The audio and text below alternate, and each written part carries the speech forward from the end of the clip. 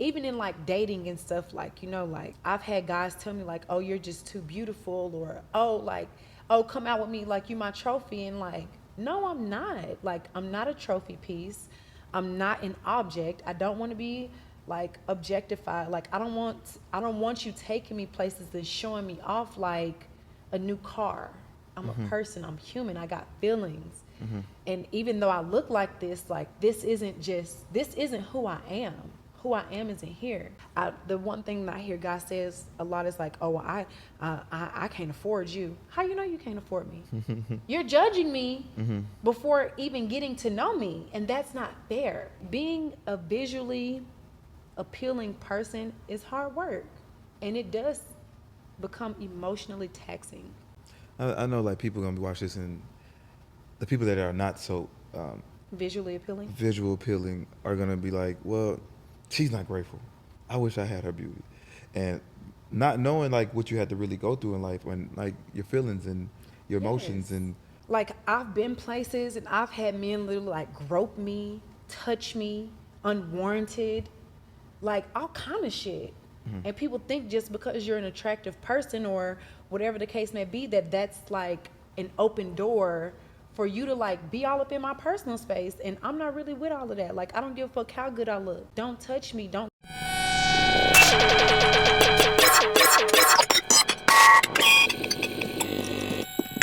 welcome to Rich and Unemployed Uncut. And today, well, first I'm Jonathan Dupiton, aka Finesse, your host for the podcast. And today we have a very, very special person today. And I don't say special guest, I'm saying a special person because I actually know her. I grew up with her, sort of, kind of. Actually been in love with this lady for my whole life. Anywho, so go ahead and introduce yourself. My name is Jelaminah, Mm-hmm. aka Jayla, aka The Jayla Show. Ew. You know what? I always thought you would have your own show. Like a TV show? Yeah. I'm working on it. It's in the works. I always thought you would have your own show. Even when you was on Bad Girls Club, I was like, she needs her own show. I'm working on it. So tell us what's going on with you, Jelaminah. So I just finished doing Miami Swim Week, Mm-hmm. and that was absolutely amazing. Well, let me back it up. So I'm on a new reality show. A lot of people know me from being on Bad Girls Club. Mm-hmm. That's where a lot of my notoriety and fame comes from. Mm-hmm. But I'm on a new show right now. It's called Baddies South. It's on the Zeus Network, and it airs every Sunday. So the show is actively on right now. So that's one thing that I've been working on, and that it's still like active. Mm-hmm. And I just finished doing Miami Swim Week mid-July, and I did a trade show for Miami Swim Week, and I made the Forbes list. Okay. And was this like your first runway? No. So the first runway show that I did as a designer was for LA Fashion Week last year, Mm-hmm. but I've been modeling since I was like 12. So Was this your biggest one though? this was the biggest show I've done to date. I got a lot of press from it, a lot of connections and networking, and just overall just like great energy from it. Mm-hmm. Did you name the name of your clothing brand, your brand? Normal Culture? Did you I say did. that? You did? Okay. Oh no, I didn't say that. Mm-hmm. So the name of my brand is Normal Culture. I'm a designer, and I'm the shit. Where'd you get the name Normal Culture from? Okay, so I remember this. So in 2009, I was home from college, and I was on the phone with my boyfriend at the time. Mm-hmm. And he was just like really into like God. He had read the Bible like 2 or 3 times. I mean, he was still very normal, but like we just used to have all of like these like very like spiritual and like thought-provoking like conversations. And so I was telling him, I was like, I want to create a brand, and I want it to be like an umbrella company. I want it to be something that I can use for multiple things, and it not just be limited to one thing. And I was like, I want to come up with a name for something. And I've always just been really good with like wordplay and coming up with like names for things and just like ideas. And so like it just came to me like when we were on the phone, I was like, Normal Culture. What does normal culture mean? So Normal Culture is basically like, okay, so the tagline for my brand is creating the new norm. And so at Normal Culture, what we do is we strive to create the new norm by encouraging people to live in their own skin and be visually and artistically expressive. Mm-hmm. And, you know, to push the envelope. Mm-hmm. This is actually one of my designs. I Nice. showcased this in New York Fashion Week. Okay. But yeah, so we basically like want people to always feel as comfortable as you want in your own skin, no matter how naked you are, how revealing you are, or how different you may be from other people. And so for me, the word normal is an oxymoron, because what is normal? Mm-hmm. Normal is actually weird, and weird is normal. Because to me, weird is, it showcases your individuality and who you are as a person. It makes you different from other people. That's normal, because nobody is the same. Mm-hmm. And so when people are quote unquote different, they're weird. But it's not that they're weird, they're actually normal. They're just not like other people, and nobody is like anybody else. It's 8 billion of us. Nobody's the same. Mm-hmm. And so if you think about it, that's actually normal. And so when you add that with culture, it's just kind of like you being your individual self and owning who you are and delving into whatever your culture is or whatever it is that you're passionate about or you love. That is what I believe in, and that is what I encompass, and that is the energy that I feel like I exude, and I translate that into clothes. So which one are you, normal or are you weird? I'm weird because that's normal. Oxymoron. Does that make sense? No, it makes perfect sense. Because if you think about it, when people try to be quote unquote normal, like what the fuck is normal? Like what is normal? I think trying to be normal is like trying to fit in. Exactly. And that's weird. Like be you. Just be you. Normal culture. Yeah. So like, what was your trying moment like in this fashion week? Because it seemed pretty big from what I seen. Like it seemed like a big thing, and it seemed like it wasn't easy to put together. So because I've done other fashion shows before, and I knew that this would be my biggest show to date, it just took a lot of like preparation with like my designs and stuff, and like working with my manufacturers and making sure that like all of like my samples and stuff were ready. There were a lot of technical aspects that went into it, because I also did a trade show. And so like with me doing the trade show, they added me to like a database for like buyers worldwide to be able to like shop and like, you know, or retailers, whatever, however you want to say it. They put me in this database, and I had to give them all of like these different like deliverables, like for the technical aspects of it and like the literature. And so to me, that was really the hardest part of it, because designing clothes. Oh my God. I got it. Scoot back. This way? Yeah. You good. So for me, like designing the clothes, that's easy. Like I can design the clothes, I can make the clothes, I can go get the clothes made, whatever that is. But when it came to like the visual aspect of it, I feel like that was the most time consuming part for me, because I'm a perfectionist and I don't miss. And so they were asking me for certain things while I was filming. I was actually working on my new collection while I was filming a reality show that was very like intense and tumultuous and like full of just like drama and cattiness. So during the day, I'm filming and letting them suck the energy and the life out of me. And then at night, I'm staying up late, not only designing clothes, but being a big sister and giving advice to other people and just like spreading myself really thin. And while we were filming, I had my sketchbook with me. I took 2 sewing machines with me while we were filming, and it was like this ongoing thing. Like production hated carrying my suitcases because they were like, Jayla, damn, what you got in here, a dead body? I'd be like, nope, that's $1 million suitcase. Be careful with it. You had a sewing machine in there? I took 2 sewing machines with me. I took my sewing machine and my serger.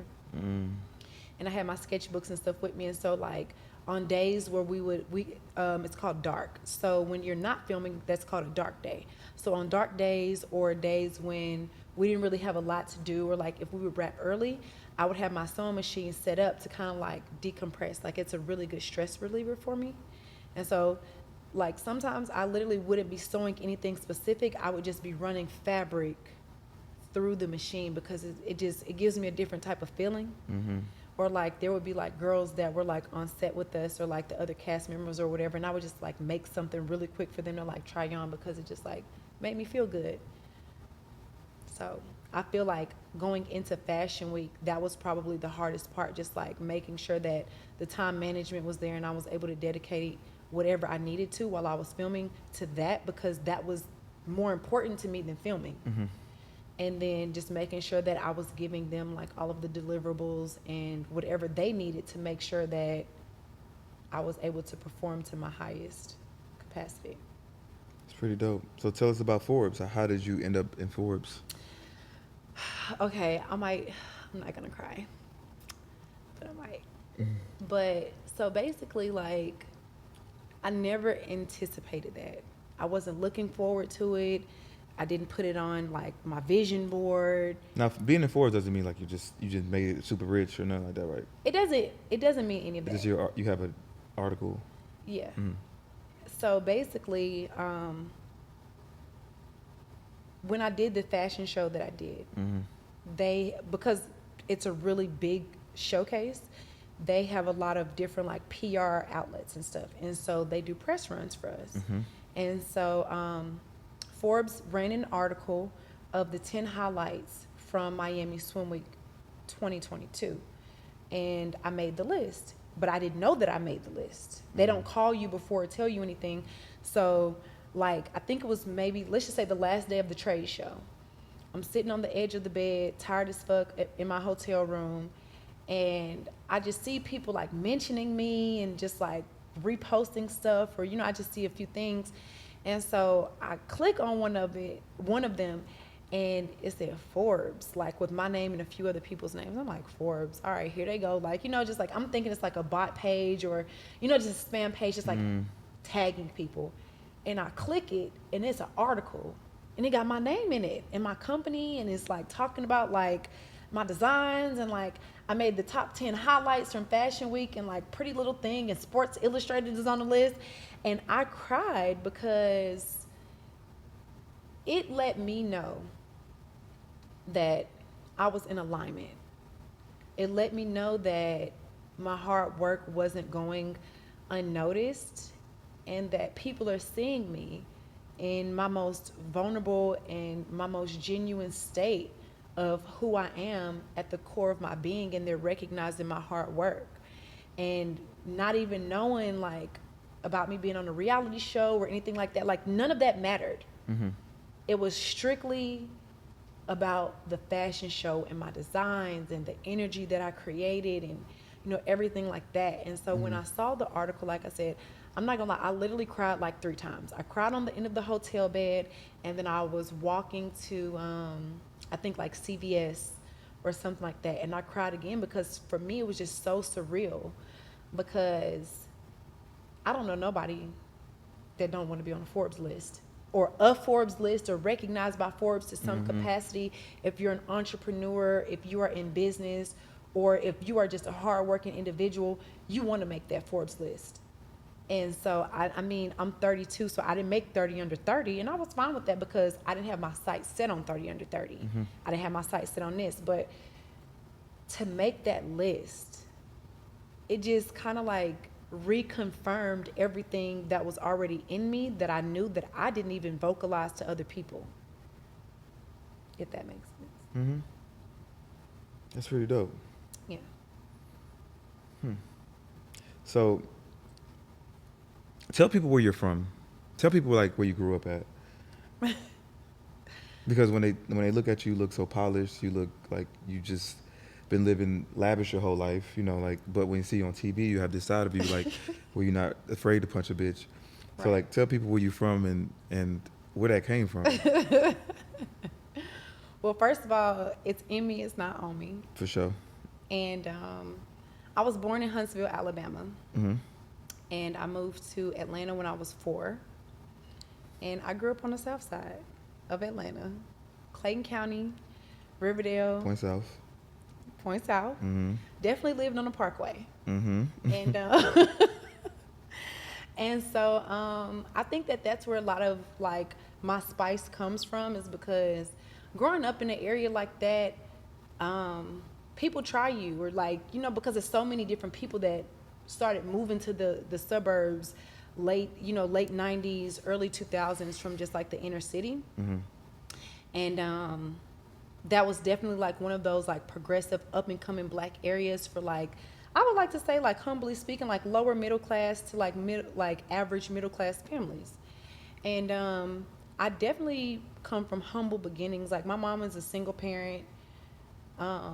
She worked her ass off to make sure that she provided as good of a life for us as she could on the South Side. And we moved around a lot before I got to Point South. And I think that always being the new girl and then being a pretty girl. And I don't even think growing up, like, I always knew that I was pretty, but I don't think I ever knew how pretty I really was because I was such a tomboy. And people just always tried me for like whatever reason. But even though I was nice, I was cool. Like, I think because I was always very confident and very outspoken and just not afraid to just be me. I think that type of energy intimidates people. People hate that. They do. And I had to deal with that a lot. And I think that people would get it confused. Like, yeah, she cute and she nice, but what does that actually mean? Because if you try me, like, we can hop out there at any given moment. Like, catch me on the right day and it can be a bad day for everybody. Like, did you ever feel like you had to like suppress like your confidence or like your beauty or just who you are as a person because like you stand out, and like when people notice that, or when people like they hate it, and like sometimes you have to suppress it. Like with me, like I have to suppress, like I have to like kind of hide who I am sometimes because like I don't want any type of like negativity, like hate. I'm not gonna say that I suppress it, but I pick and choose when I come full throttle with it. Like, for instance, today I don't have on no makeup. Like, I got on a little bit of blush, some highlighter, and some lip gloss. You know what I mean? Like, I'm comfortable. I can just totally be my 100% self. I don't even like wearing makeup. I don't like doing all of that. Like, if it was up to me, like, I wear a hoodie and a t-shirt every single day. But I don't try to like suppress my beauty or my confidence or anything because I know that that is who I am, and that's what people love, and that is what gravitates people toward me. And it took me a long time to just be comfortable in my own skin. Like, I'm not gonna lie to you, like growing up and even in my 20s, I cried a lot about how I looked. Not because I was ugly, but I just used to always like question God, like, why would you make me look like this? I feel like being beautiful is hard. And I don't think that a lot of people really realize that, because there's a such thing as pretty privilege. And I think that people think that when you're pretty or attractive, or I like to use the term visually appealing. I feel like when you are visually appealing, that people try to purposely make things harder for you. And so I have encountered that a lot. And so like some days I would literally like go like stand in the mirror and cry about it. Like, because I just would want to know, like, why would you give me this? It's a gift and a curse. And for a person that isn't humble or down to earth or very like tapped into like the true essence of their being, you can get lost in this. And I'm thankful though, because my mom never praised my beauty growing up. You know, she never let me become superficial, and she never let me like look in the mirror too much or like dwell on my looks. She like pushed me to the books instead. Like she made sure that I spoke very well and that I knew how intelligent I was. And so I just got to a point where I would just get like frustrated, because it's almost like, even in like dating and stuff, like, you know, like I've had guys tell me like, oh, you're just too beautiful, or oh, come out with me, like you my trophy. And like, no, I'm not. Like, I'm not a trophy piece.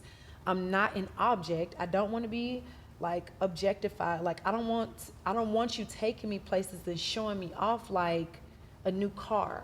I'm a person. I'm human. I got feelings. And even though I look like this, this isn't who I am. Who I am isn't here. And I think that it does like fuck with me sometimes, like even like now, because like I'm 32 and I'm still single. I'm not married. I don't have any kids or anything like that. And you know, like even like sometimes like I'll meet guys or I'll meet people, like guys specifically, and they're like, and they just have me automatically figured out, like, oh yeah, you're this type of woman, or oh, you're this type of girl, or oh, like the one thing that I hear guys says a lot is like, oh, well, I can't afford you. How you know you can't afford me? You're judging me before even getting to know me, and that's not fair. But you're judging me off of how I look. And I get it that that's like how the world works and that's how it is, but being a visually appealing person is hard work, and it does become emotionally taxing. Now, okay, in the beginning when you said, okay, you mentioned pretty privilege, and people like purposely make it hard for you. But don't you think pretty privilege is something that people like things come easily for you just because that you're pretty? Like certain situations, like To a certain degree. I feel like to a certain degree, some things come easy, but sometimes people want to make it that much harder for you because you are attractive, because they feel like so many other people have made it easy for you to like some degree, they gonna make it even harder. And that is what I deal with a lot. I know like people gonna be watching this, and the people that are not so Visually appealing. visual appealing are gonna be like, well, she's not grateful. I wish I had her beauty, and not knowing like what you had to really go through in life, and like your feelings and your emotions. Yes. And Like I've had people like I've been places and I've had men literally like grope me, touch me unwarranted, like all kind of shit that causes me to be very like guarded, or just very like standoffish when it comes to like the opposite sex, because I don't like my personal space violated. And people think just because you're an attractive person or whatever the case may be, that that's like an open door for you to like be all up in my personal space. And I'm not really with all of that. Like I don't give a fuck how good I look. Don't touch me. Don't get all up on me like that. Like don't do that.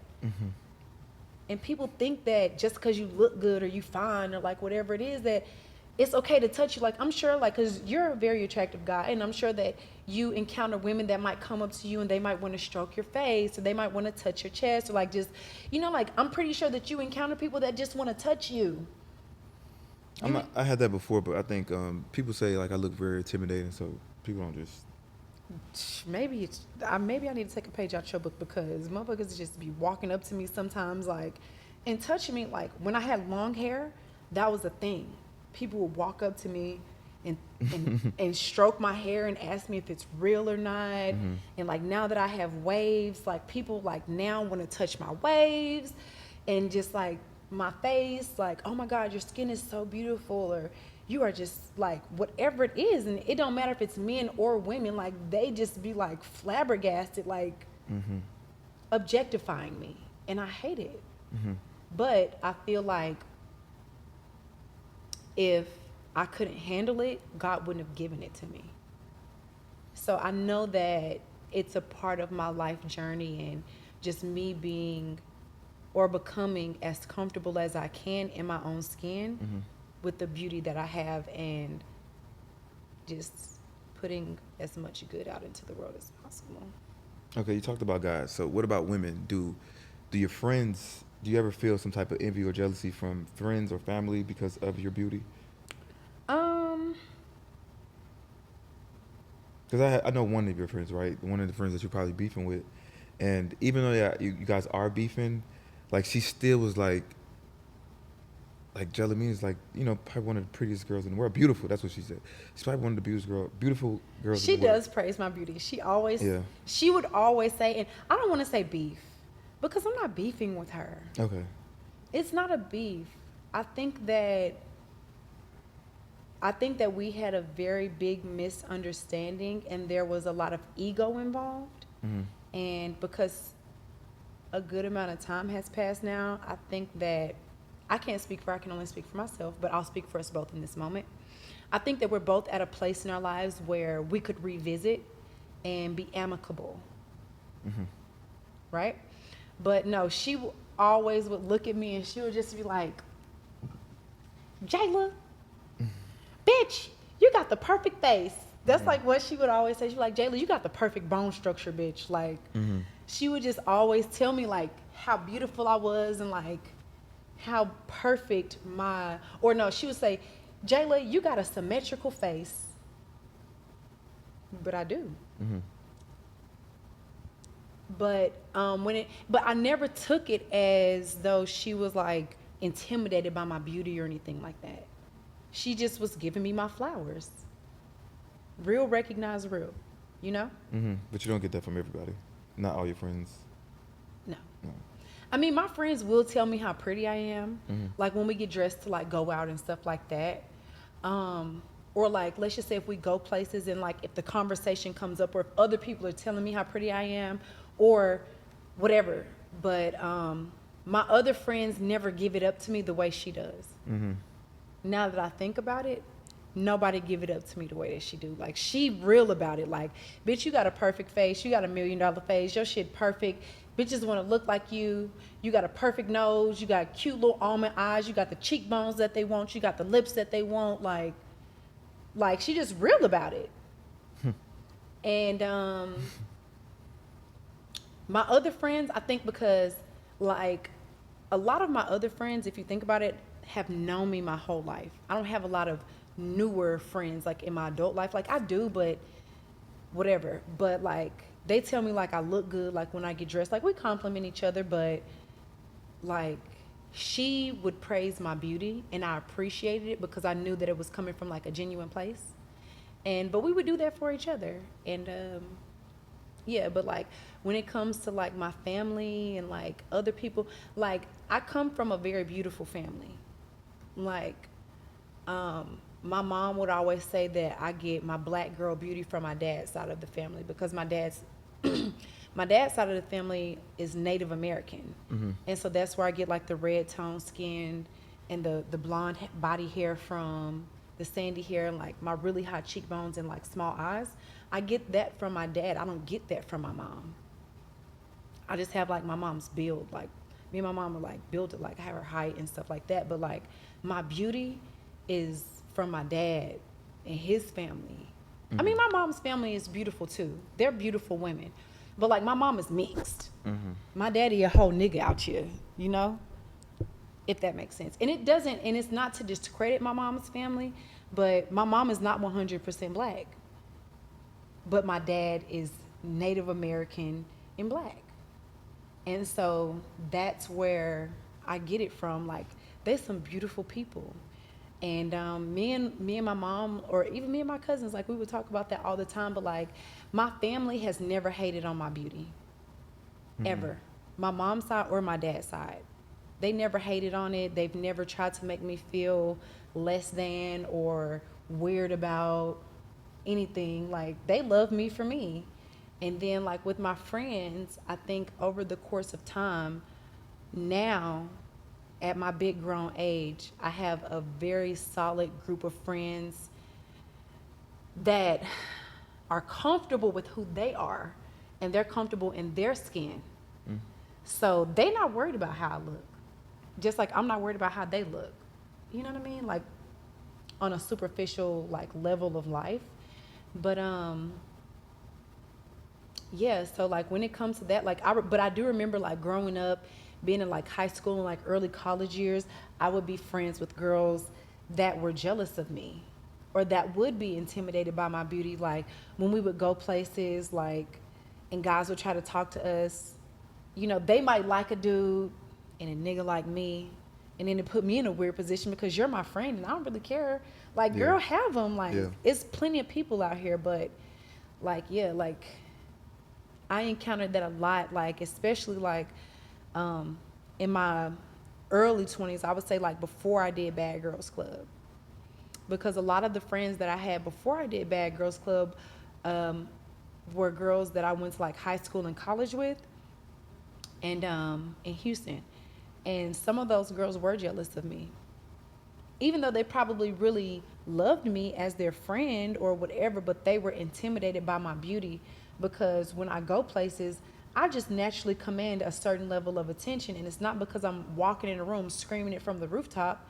It's just because I'm a very charismatic person and people are drawn to that. And energy is energy. And like you can see it and you can feel it and you know it. And they like it. And I can't help it.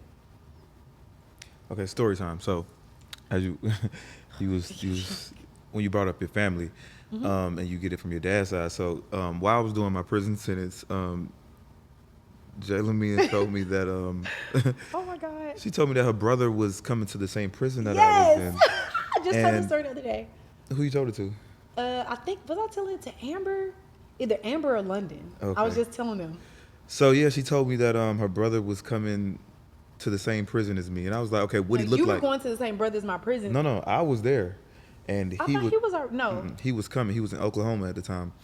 Oh yeah, I think y'all went to jail around the same time. So she was like, yeah, my brother, he should be coming there pretty soon. I was like, all right, what he look like? He was like, Like me. yeah, and I was like, well, how the fuck? So, like during that time, I was like looking for him, type of shit. Like I go in the cafeteria or some shit, and I be looking for him. I'm like, damn, like how the fuck am I gonna notice this nigga? And this nigga ended up being in my dorm. Like one day I was watching TV and the new people came in because new people come in like every week, and somebody had walked past like the window. I was like, damn, that look like Jelaminah. I walked up to him, and I was like, bro, your sister Jelaminah, y'all look so much alike, like twins. Yeah. It's twins. Like couldn't even tell y'all apart. Like y'all looked like y'all was the same age, twins, born on the same day, and then from there, like shit, we clicked. Like we kicked it for like Yeah. until like. Until he left. Well, until he got in trouble and left. Yeah. Yeah. But yeah, we really bonded really quick. You know what I'm saying? We were smoking weed together, chopping it up late nights. But yeah. Strong genes. Strong genes, very strong genes. You want to talk about that? We can talk about it. So like, how close were you with your brother? Me and my brother are actually very close. So me and my brother don't have the same mom. We have the same dad. But even since I was a kid, we've always just been very like connected at the hip. And we just always have been able to see each other. Yeah. Like our connection is very like different from everybody else, all of the rest of my siblings, mom's side or dad's side. And yeah, we've always just been very close. He texts me literally every single day. I bet. And when I don't text him back, he will double text me. Yeah. He will double text me, and he's doing really good. He be asking about you. Yeah. Yeah, just like checking on where that nigga do at. Shout out to Royce, man. Free Royce. Period. Free my brother. That was my dog. Did that affect you anyway? Like by him getting that much time, he got like 20 years. He got a 20 piece. It did affect me because my brother has always been my best friend, and my brother is the boy version of me. And even when I couldn't talk to other people about a lot of the stuff that I was going through or whatever, like I could always talk to my brother, and I could always pull up on him and see him and like just be with him and just rock out with him. And so when he got locked up, like I cried for a long time, for years. It was very hard for me to just like accept that. And he would call me some days, and like I would hold it together while I was on the phone with him, and then like as soon as I would hang up the phone, I would just like bawl out, like crying. Yeah. Like now, like thinking about it now, it like makes me a little emotional thinking about it, like when he first went to jail. But like now, I'm not as emotional about it. I think more than anything, like I'm like his rock. Like I'm like his support system on the outside. And I keep him very level-headed. I keep him grounded. And we have a lot of real conversations about like what his life is going to be like when he comes home, and him not doing a 20 piece, and you know, just keeping him on the up and up.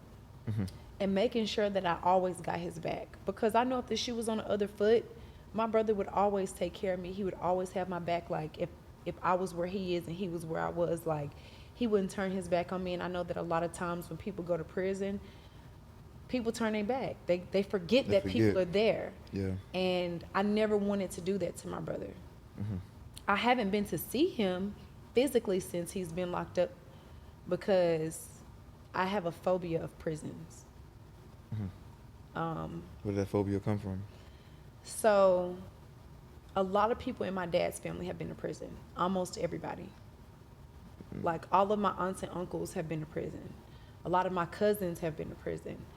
And when I was growing up, my uncle was in the feds, and he was very like high profile in the feds. Mm-hmm. And my granddad was too. My granddad actually was in the military, and he went to prison in Hong Kong, one of the worst prisons in the world, for putting dope on military planes. And the FBI actually wrote a book about my granddaddy. They called him Black Jesus. They wrote a piece about him. And so fast forward, so when I was a kid, my grandmother used to always take me to see my uncle, my dad's younger brother.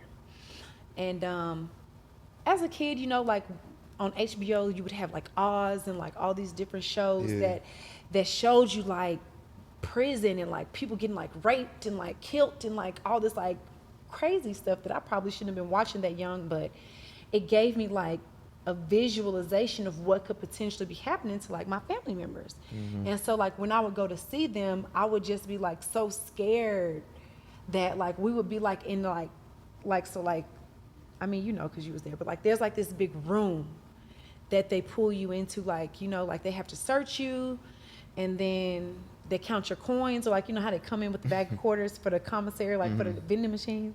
And so they check all of like your clothes and like everything like that. And then like when you go inside, I mean, it's not as frigid as people would think that it is, you know, because people are, you know, they're just chilling, talking to their loved ones and their family and stuff like that. But we would get personal interactions. It wasn't like through a glass. And so we would be able to like sit with him or whatever. And I remember one time we went to see my uncle, and like we were sitting like outside, but they had like this area, and it was like, do not cross this line. Like, you know how they have that yellow line, that's the wall or whatever, and like it might be a little space, and they got the line going across, like, don't cross that fucking line, you might get shot or something. Like, I don't know, like it just scared me. And so like for a long time growing up, I would always have like nightmares of like going to see my family in prison and getting stuck there. And I honestly never really told a lot of people that. Only a few people know that. And so that's why I could never go. But I do want to get myself to the point where I'm able to like go and see my brother.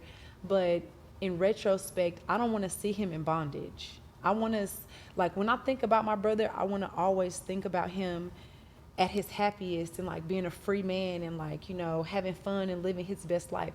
I don't want to have to go and see him like in bondage. And then because so much time has, like, so many years have passed, that he sees me where I am, and then it makes him sad because he's not able to like live this type of life with me, or like enjoy my success with me, or, you know, anything. And even though he don't care about that because he's my brother, but I don't want to have to leave him with that like when I walk out that door. Does that make sense? Oh yeah. So like I'll send him pictures and stuff, and like, you know, like I said, we talk damn near every day. So like I'll send him pictures, and like I always talk to him whenever he called me and stuff like that. But yeah, like I always had a phobia of like prisons and jails ever since I was like a kid. And like my mom, she didn't make it any better. Like, yeah. So hopefully you'll see him. I don't know. It's tough. Like it's because I can go without seeing people. I had a short visit in prison, so I didn't really want any visits. But like having someone come see you like changes, like it gives you hope. And when you go back to your cell, it's like, you know, it's like freedom. Like like talking to you, and you're able to leave. It's like I got a piece of that. yeah, So I don't know. Try it. I'll get there. So let's go back. So when you did leave Georgia, like you moved to Houston, right? Yeah. And you went to college. And so did you go to college thinking that, okay, I'm gonna get this degree and I'm gonna work, and No. What did you go to college for? So when I went away to college, I knew that it was only going to be for a year. And I've always been the type of person to feel like I don't need a degree to solidify my place in society. And so I literally went to college. I went away to college for 1 year for my parents. And I did it to just knock it off of my bucket list. And yeah, that's why I went to college. I went to college to network, and I went to college so that I went away to college so that when I was older and I had kids and a family, or, you know, just started like living life, when life became like a real thing, that was one thing I didn't wonder about, or like I couldn't say that I didn't do it. I don't like to live with like regrets or like what ifs. And so it gave me the opportunity to like meet a lot of people, experience like the early stages of like adulthood and, you know, all of that, and just like being able to have fun and like semi-responsible. But I never felt like I needed a degree to like solidify my place in society. I always knew that I would be an entrepreneur to some capacity. Always knew that I would be on TV. And so I just knew that that was a part of my journey that I had to complete first. What made you feel like you were meant to be on TV, or like you knew you was gonna be on TV one day? I knew it since I was a kid. I've always been a very like charismatic or like over the top dramatic type of kid. Like my family would have me do like monologues for them. Like we would be like family like barbecues. And they were like, all right, Jay, because that's my family calls me Jay. So like, all right, Jay, come on, like, I'm going to give you this purse. I'm going to give you a scenario. Act it out. Or like improv. And like everybody will like be sitting around waiting for me to like come in and like make the scene for them. Like, you know, give them whatever it was, like me and like my cousin LaJuan. We were always like the theatrical kids in the family. And so, yeah. And so it started at a very young age. Stop hitting this mic. I know, right? Trying to fix my skirt. But no, it started at a very young age. And then when I was in middle school, my aunt used to take me and my cousin LaJuan to open calls. Like the open calls that would be on the radio. They'd be like, we're looking for the next kid star. Like, if do you think your child is whatever. So my aunt would always take us to those things, and they would always pick us, but the issue would be that my aunt wasn't our guardian. And my mom was a single parent, and she worked a lot. And so my mom could never dedicate time and energy and finances into my creative side growing up. And so I pretty much had to wait until I was grown to really like delve into like entertainment, because my mom just couldn't afford it. But yeah, like I took headshots. Like, well, I would do like small modeling gigs as a kid. And then we would be places. And I remember a few times like people stopping us like in the grocery store or like at the mall or at the park or whatever. And people would be like, oh, you know, your daughter would be really good for this or that, or like, you know, whatever. And like either my mom would take me or like my aunt would take me. And my aunt used to have us do like a lot of mirror exercises as a kid. Like when I was in middle school, my aunt used to make us stand in the mirror and say, I'm the best. Over and over and over and over again until we could feel it and believe it. And so we would literally stand in the mirror, and she wouldn't stand right there and watch us, but she would make us go stand in the mirror and tell yourself that you're the best. Say it over and over and over again. I am the best. I am the best. I am the best. And you really start to feel like that, and you really start to believe it. So like at a young age, like let's just say as early as like middle school, 7th grade, I was standing in the mirror telling myself that I was the best. I didn't really know what the fuck I was the best at, but I just thought I was going to be the best at something. But yeah. Yo, before we started this interview, like, I mean, I always talk to myself, right? So as I was talking to myself and doing these affirmations, so I always say like, okay, I got the number one podcast in the world, or I'm viral, and like I'm famous. And as I'm saying these things, I was like, damn, like this shit is really happening though. Yeah. But I'm like, okay, is it happening because I'm saying it, or is it happening because it's just happening? I'm like, either way though. it's happening. I think that it's happening because you're saying it and you wholeheartedly believe it. I truly believe it every time I say it. Because there's a difference between saying something and then saying something with conviction and believing it with every fiber of your being. And because this is something that you are so passionate about and that you really believe in and that you love, Yeah. you're going to make it happen. To whatever capacity that is. And if you're telling yourself, like, I am the best and I'm famous and I have the #1 podcast, then what other energy is it? If you standing in the mirror and telling yourself, like, you don't need no outside sources or nobody else to convince you of it because it's something that you know already. You're just waiting for it to catch up with you. It's there already. I don't know. I mean, I really have a strong belief system. Believe in manifesting, believe in law of attraction, believe in speaking things into existence. So like when I say these things, I say this every day to myself. And I really truly believe it. But it's the fact that it's actually happening that fucks you up. Like, damn.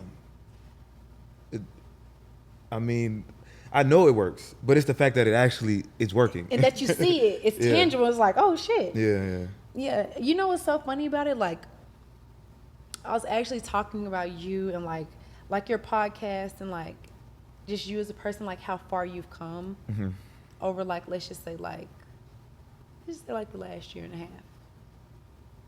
Right? Me and Amber.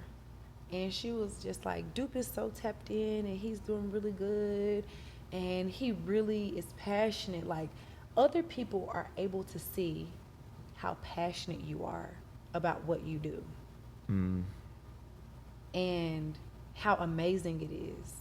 And it even, like I told you before, it motivates me to see you get up every day and, like, to see you literally start this podcast from nothing.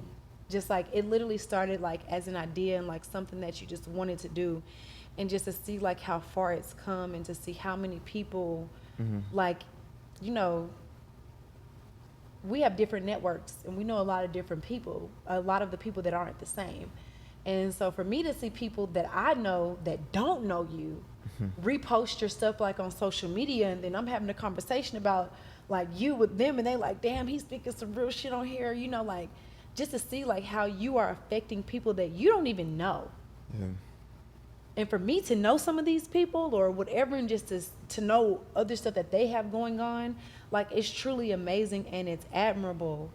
And I really fuck with it. And I think that you are doing an absolutely amazing job.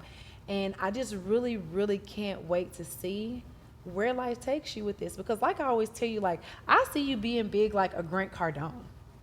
I tell you that all the time, like a motivational speaker with like books and like speaking on really large like platforms and doing like mega conferences and like all of that. Like I see that in you and like the energy is there. But it's just like my mom always says, like you can eat an elephant, but you can only do it one bite at a time. You know? Facts. And you're eating the elephant. And it's happening. It's actively happening for you. And other people that you don't know that you might look up to or that you might admire are recognizing you and seeing you. And that's how you know that you're aligned. That's how you know that what you're doing is right. And it honestly doesn't even come down to the other people, because as long as you feel it, as long as you have that blind faith, and as long as you believe wholeheartedly, then that's all that matters, because that's between you and God. But it's just kind of like when you literally like have a blind faith and like you're so passionate about something that you're doing, and you're doing it without even reaping monetary benefits from something, let's just say, right? You're doing it because you genuinely love it. You know how they have that saying, it's like, you know that you really love something, or if you're passionate about something, if you'll get up every day and do it for free. And if you can have this elaborate setup, like even just seeing you set everything up, and I'm sitting back and I'm looking at it, I'm like, he really got a whole ass professional setup for this podcast, and I've watched him, and I'm like, he's a really great interviewer. And just to see like everything just like come full circle for you, it's really dope. Well, thank you. Thank you very much. Hard work pays off. Mm-hmm. Okay, enough about me. But I do appreciate that. So what was your first taste of celebrity, notoriety, being famous? Bad Girls Club. And how did that come about? Did you audition for it? Did they just find you? What? I auditioned. Mm-hmm. So I had just gotten fired from my job. Mm-hmm. I used to do property management, and I was living on property at the time. And long story short, I got fired from my job because I filed a sexual harassment complaint against one of my coworkers.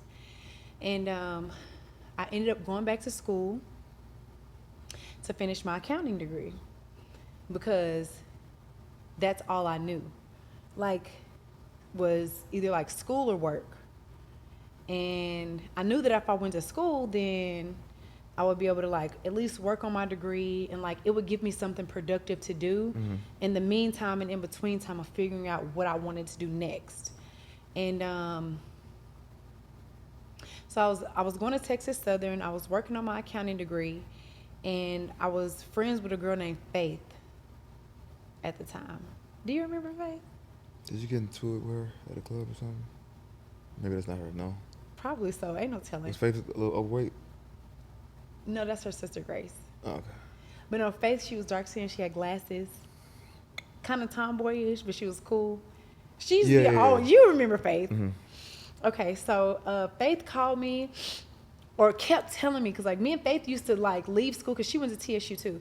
So we used to leave school and go home and watch Bad Girls Club on DVR, like whatever it was at the time. Like we was in it, like watching it. And then so she was like, Jayla, she was like, bro, you need to audition. And I was like, no, bitch. I'm 24, about to be 25. I'm definitely not auditioning for no motherfucking Bad Girls Club. No. And in the back of my mind, like, I knew that I was going to audition. I just wasn't telling anybody because energy is everything. And I didn't want nobody else's energy on what I was about to do. I didn't want nobody else's, like, what if she get picked? What if she don't get picked? Or, you know what I mean? Like, I just wanted to be like a thought that would pass through their minds, and then like, let's just keep it moving from there. And then so I would hear like the ads on the radio, and like everybody like would tell me like audition, but mainly Faith. Faith would keep telling me to audition for it, and I just kept saying no. But in the back of my mind and like in my heart, I really wanted to. And so the day of the audition, it was on a Saturday. On the day of the audition, I got up and I got dressed, and I was staying with my aunt at the time, the one that would always take me to like my open calls and like different things like that. I was staying at her house at the time, and she was getting ready to go to the mosque. And so she was like, are you coming to the mosque with me? And I was like, no, I'm not going to come today. And so I was like, I got something else I got to go take care of. And so I got suited and booted, fully dressed, hair curled, makeup, everything ready. I get to the audition. No, I'm on my way to the audition, and Faith calls me. And Faith is like, bro, the audition today, what you doing? Like, you need to be auditioning. I said, girl, I'm not doing that. You know, just like, because I ain't want nobody to know. Like, I wanted to tell them, but I didn't want people to be attached to it. Like, I just wanted to be able to do it and it be strictly off of like my own energy. So I went to the audition, and they sat us down at a table. It's called a cattle call. So what they do is like at the open call, they'll take like a group of people, they'll sit them down, or at this particular thing, they sat us down, like let's just say a group of 10. They had a conversation with us just to see who stuck out the most, and then that's how they would pick the girls. So I was at a table like 10 people, and they were asking us like what we got going on. And I think like at the time, like my boyfriend at the time was like the #1 draft pick. And so I was dating this guy, and they wanted to know all about like our relationship, but I wouldn't really tell them anything about like him or whatever. And they liked me, and you know, they liked the way that I interacted with the other girls, and like how well I spoke, and just like my persona and like my energy. And so they pulled me to the side, And I went and I stood in the line, and they gave me this packet or whatever that basically lets you know that you're going to the next round, right? So you got to fill out like all of this like information, like an NDA, non-disclosure, and like all this other kind of stuff. And the audition for Bad Girls Club actually lasted 90 days. They called my mom, my dad, they called ex-boyfriends, they called friends. Called them for what? What are they asking these people? So they pretty much want, because like I can tell you anything I want about me, but perception is reality. So they want to know how other people perceive me, and like how they feel about me and what they think about me, and like you know, they want to know like what irritates you, what do you like, what do you don't like how do people get under your skin, and like you know, what type of guys do you like or whatever. And because I wouldn't tell them anything about this one particular guy in particular, they wanted to know about the other guys that I dated, because they knew that I was open, but they knew that there was a piece of me that I kept private. And so and that's my personal life. I try to keep my personal life separate from like my public life. And so they knew that. And so they called my mom, they called my dad, and we actually had to do a psychiatric exam. And it was maybe a little over 500 yes or no questions. And so we did it with a clinical psychologist, and they would use that to determine how clinically sane or insane we were before we could go into the house. And we had to go to the doctor, and we had to get a full body checkup. You had to, of course, you had to, you got to get tested for like STDs and like your blood work and all of that. Like I had to get an EKG, and I almost didn't get to do Bad Girls Club. What's the EKG? EKG is for your heart. So they plug you up to this monitor to test like your stress levels and different things like that, and just to monitor your heart or whatever. And I have an irregular heartbeat. It's like almost like my heart skips a beat. It's almost like having like a heart murmur.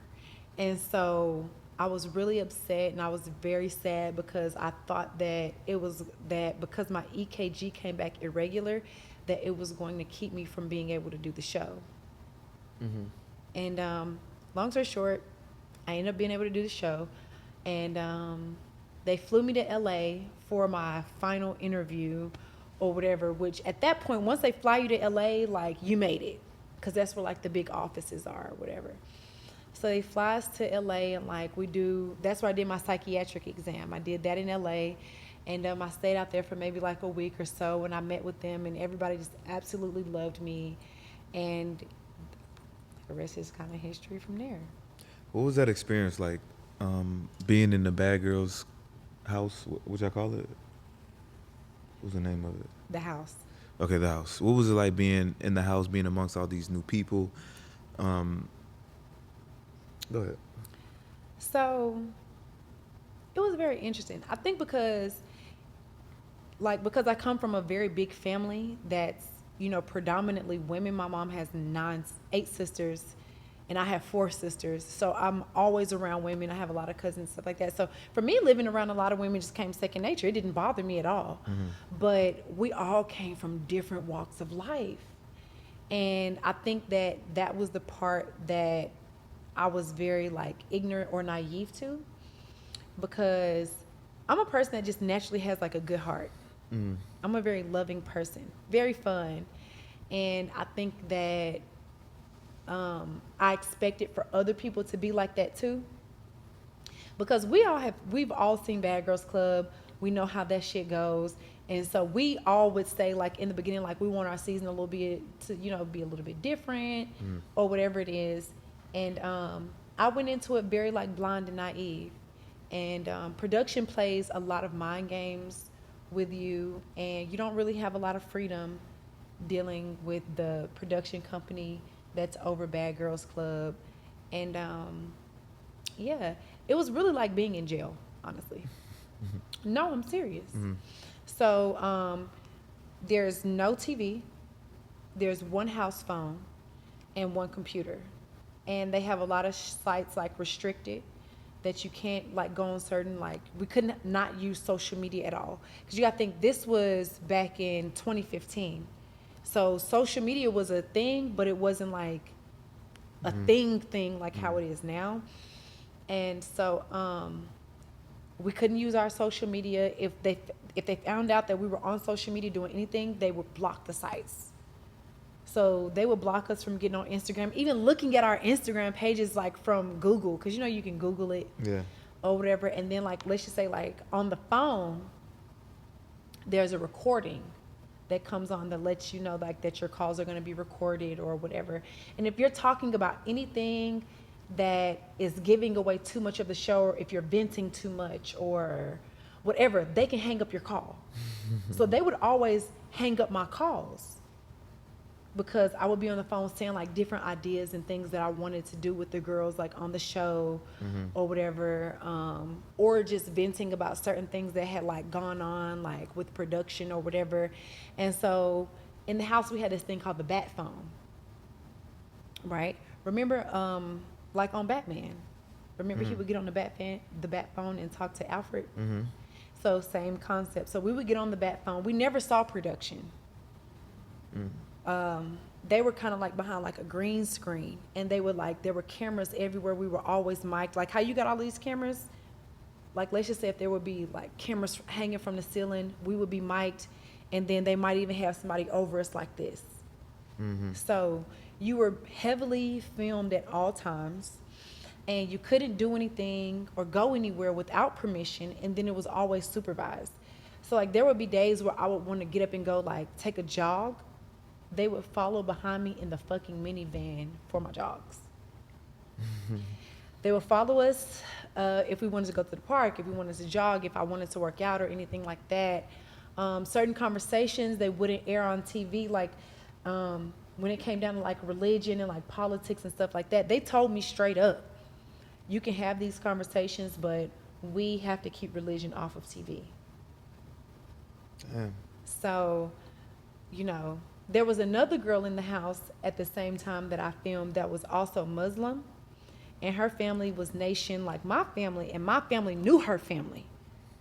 So we were supposed to kind of like have like an alliance a little bit, like we were supposed to be able to see each other and just like move off of that, and it didn't happen like that. And so that was like a whole big thing. But it definitely, working with that production company and just like being on Bad Girls Club, it definitely opened my eyes up to the entertainment industry and like, you know, what people say about it and like how it can be very dark, it can be very manipulative, and just a very like grimy place. And so I was able to experience that firsthand, especially like when like me and the Claremont twins came back to the house and all of our shit was sprawled across the yard, ruined. And that potentially got you kicked off the show, right?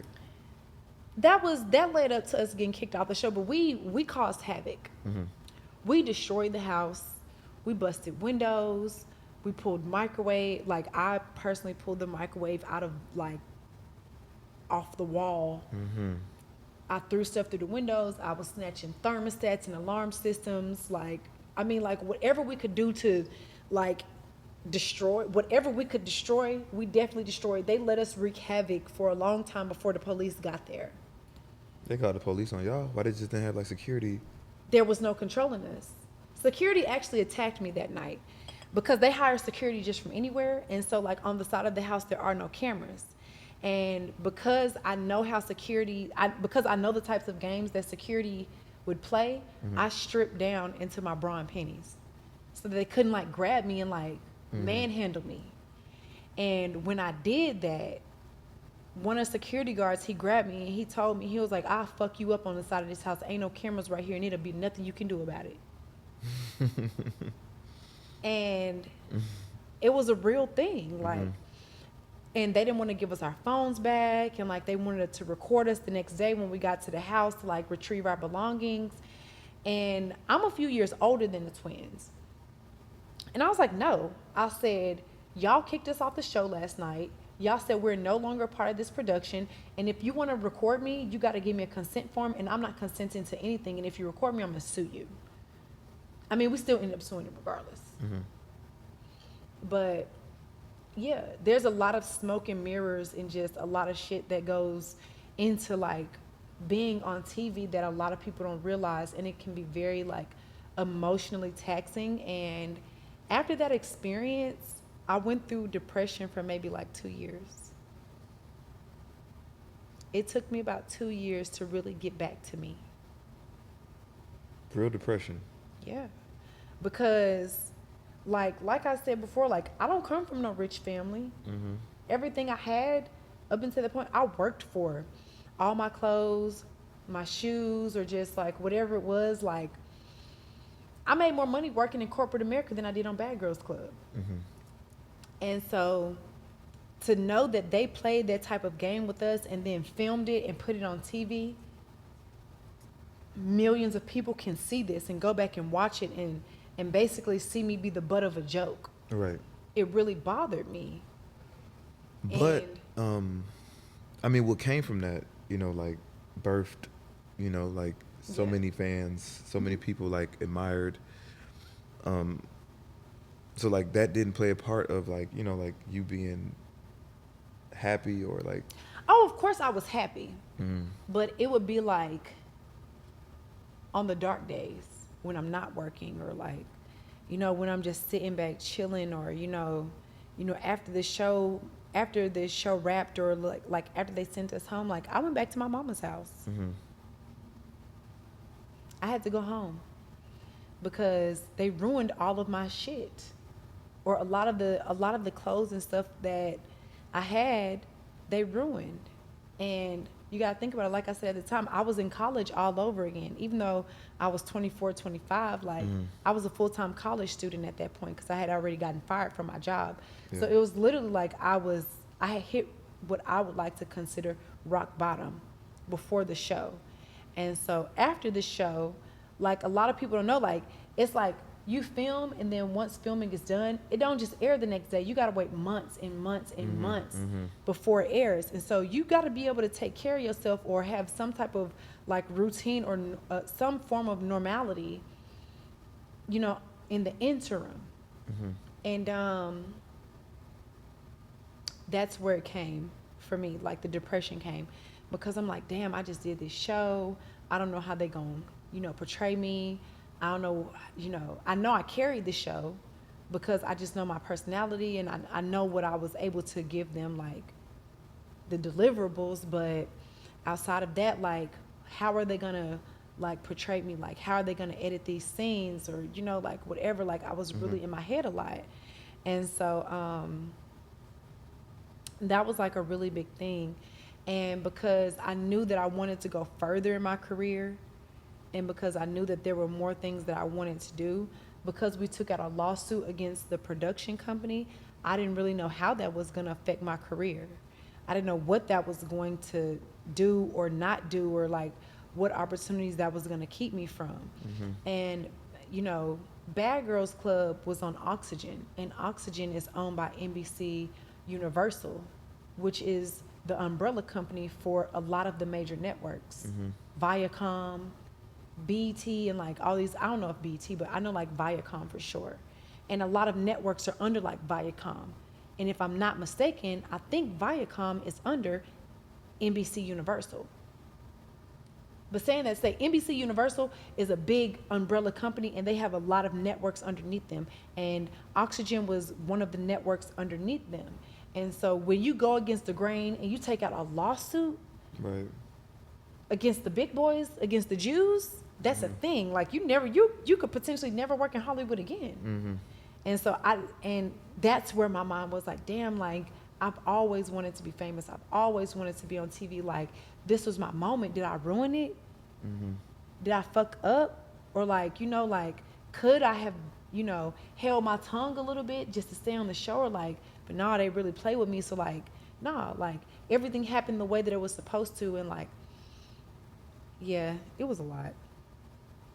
How did being on the show after it aired, how did it change your life? My life has never been the same. Okay, so after I did the show, it was kind of like fame overnight. Like I would literally like go from just like being like the local cute fun like Instagram model or whatever to like in my local city of like Houston or like Atlanta where people knew me, to like everywhere I went, people knew me. People were staring at me. People wanted to hug me. People wanted to take pictures with me. People would come up to me crying, saying, J-Love, I absolutely love you. You are such a confident person, and I wish I could be as confident as you. I really look up to you. And, you know, just to know that, like, me being who I am as a person affected other people, and they were able to resonate with that, and it gave them something. Mm-hmm. Like, it really, like, changed things for me. Like, my life was never the same. It still isn't the same after that. And so like when the show aired, the comment sections would be crazy. So I would literally catch myself standing in one spot arguing with fans or people on the internet trolls for like 30, 45 minutes at a time, just like standing in one place. Or like, let's just say you in a club or like it's a party or something going on, you just and people are like, what the fuck wrong with you? Like, what you mad about? And I'm like, fucking fans. Fucking fans. Weird ass BGC people. Like, so that was a whole thing. And then, like, people just wanting to be, like, more, like, intrusive. So I had already been, like, just, like, a very, like, private person anyway. But that made me even more private, like, when it came to, like, my personal life. So it made me more private and it made me more strategic. Because I would meet people that were also like, you know, in their careers or whatever, that would like want to date me or like want to talk to me just for like PR, like a publicity stunt, or just to like be seen together, like a thing. Yeah. Like a PR couple. Like I've been propositioned a few times with opportunities or whatever like that. And I never really took people up on that because it's weird. But people would try to get like very intrusive when it comes to like my personal life and like, who are you dating? What do you have going on? Or, you know, like even like with my friends, like I think that people would see me post like my friends and try to follow them or, you know, get close with them. And then like, you know, like then I would meet fans that would like act like they cool and then just be some weird ass motherfuckers at the end of the day. And I wasn't used to that because I'm normal to some degree. Like I'm like this. Like what you see is what you get. Like my energy is very consistent. And so I just always felt like other people were down to earth too, and they aren't. And so I would run into a lot of superficial bullshit. I would run into a lot of weird people, other people in the industry that would just be on like some weird shit. And I just didn't want no parts of it. And then I would have like other like industry girls like want to be my friend because I'm on TV and then they're on TV. But I knew it was like for real fake. Like, bitch, you don't know me. Like, you just want to hang out with me because we both on TV. Like, we don't have anything in common. So that would be like a thing. Like, it's just, the list just goes on and on. Like, but all in all, it was a positive change. Yeah. All in all, I can really say that me being on Bad Girls Club changed the trajectory of my life. And I'm thankful for it, whether, you know, I'm thankful for the good and the bad because I've learned things on both sides of the spectrum. And no matter how unfortunate the circumstances were of me departing the show, it literally changed my life. And I'm very thankful for that opportunity because I feel like now I have the opportunity to really use my platform for the greater good in the way that I want to. And it all started with that. So do you feel like you capitalized on the show from all the traction you was getting? Do you feel like you capitalized everything that you could have, like after the show ended and I guess until this other show, like in between? No.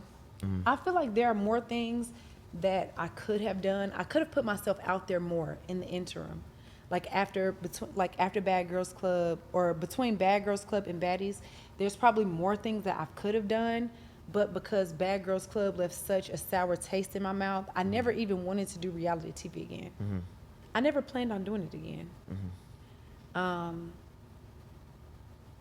Yeah.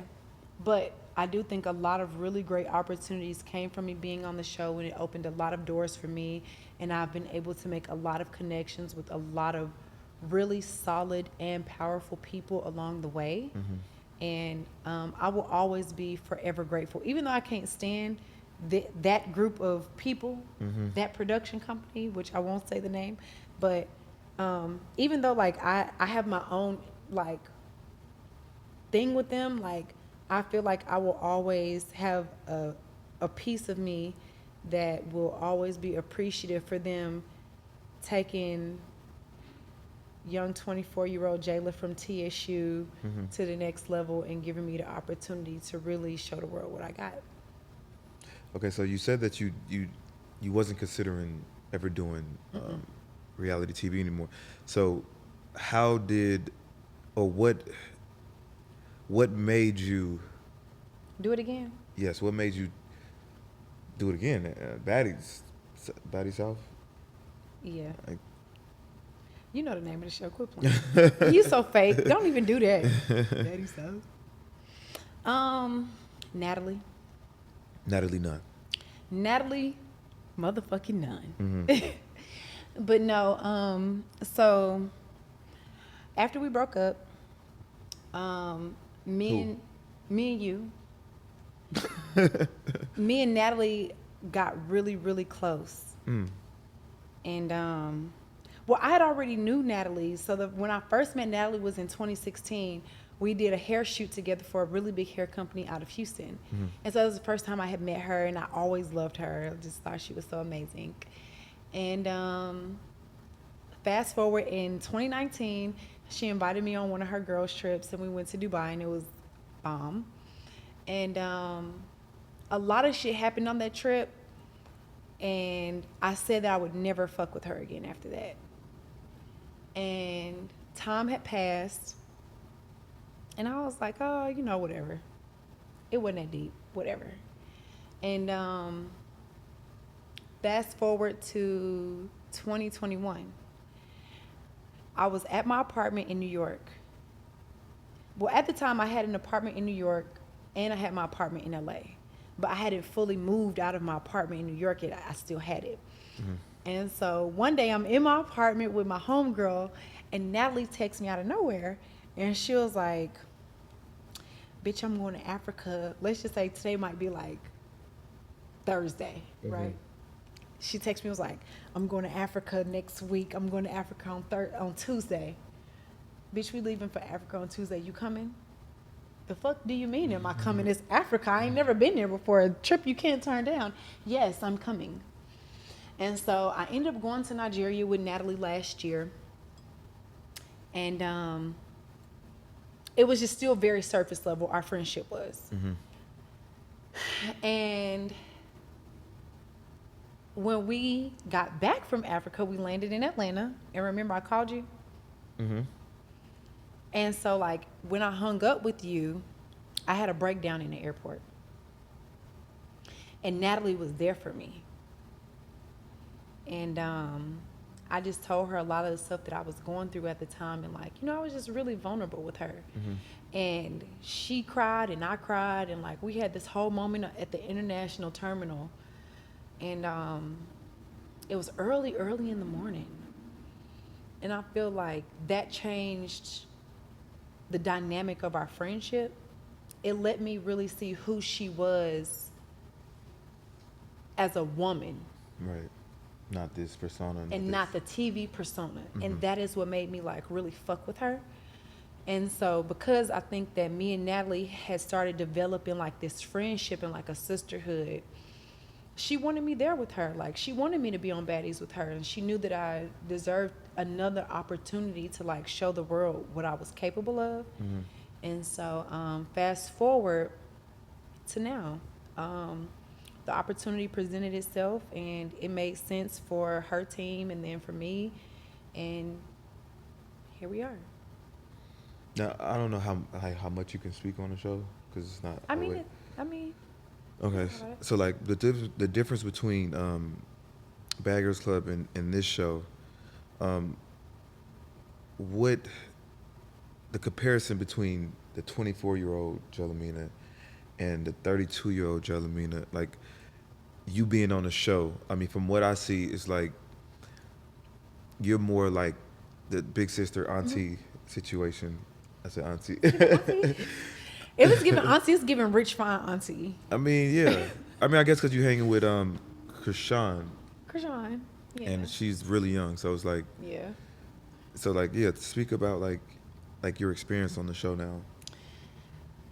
So, when I did Bad Girls Club, I didn't have anything to lose. Mm-hmm. I was young, I was vibrant. It was my first time on TV, and I was ready for whatever. And then, so fast forward now, I have shit to lose. I'm a business owner. You know, I'm in my 30s, and I know a lot, and I've done a lot of self-work at this point. And so for me, it was like, my fans have been able to see me grow over the years. They've seen my growth, and they love it. And so I said, you know what? I can do this show, but I ain't got to act a motherfucking fool all the time like I did last time. I don't have to be a loose cannon. Yeah. And so going into this experience, I knew that I wanted to highlight my business because that's what I'm passionate about, and that's what I really, really love. And so that's what it was for me. I was like, I'm gonna go on this show, and I'm promoting my business, and we're gonna see where it go from there. And in the process of, me and Krishan formed a bond. And I think it's really because like she's wild and crazy, and just like you don't really know what you're gonna get out of her. And when I was her age at like 21, 22, I was like that. Not as wild as her, not as raw as she is, but I definitely possessed a lot of that same energy. Just young, vibrant, and don't give a fuck. And that's what made me like her. Cause I see her for who she is and who she isn't. And I know that there's a lot of time and patience and grace that can go into that.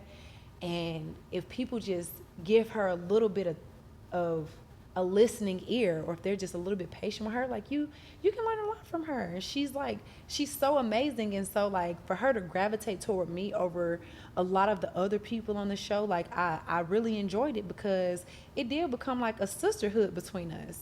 It would have been crazy if y'all would have been the one that was beefing. I didn't want that. You know what? I honestly never wanted that because I didn't want people to see, because like the Bad Girls Club fans are vicious. And so I didn't want people to see me go from being on Bad Girls Club and then growing so much as a person to then getting on TV and fighting with somebody 10 years younger than me because she's powerful and she's popping and she commands attention and she's it and she's hot. You're not finna put that stain on me.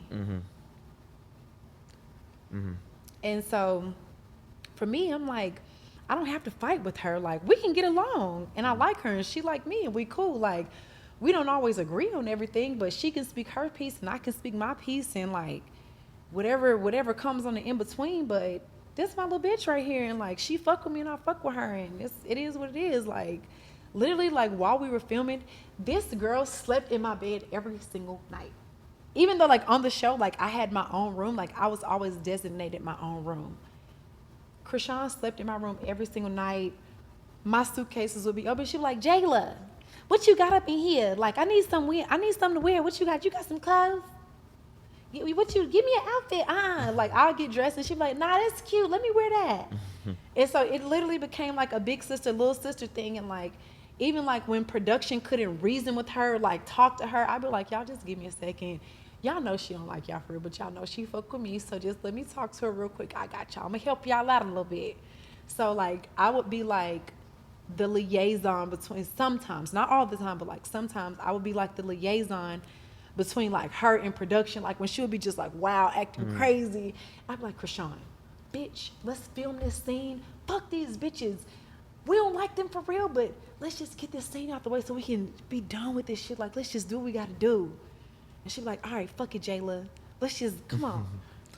What advice what advice do you give her with her current situation?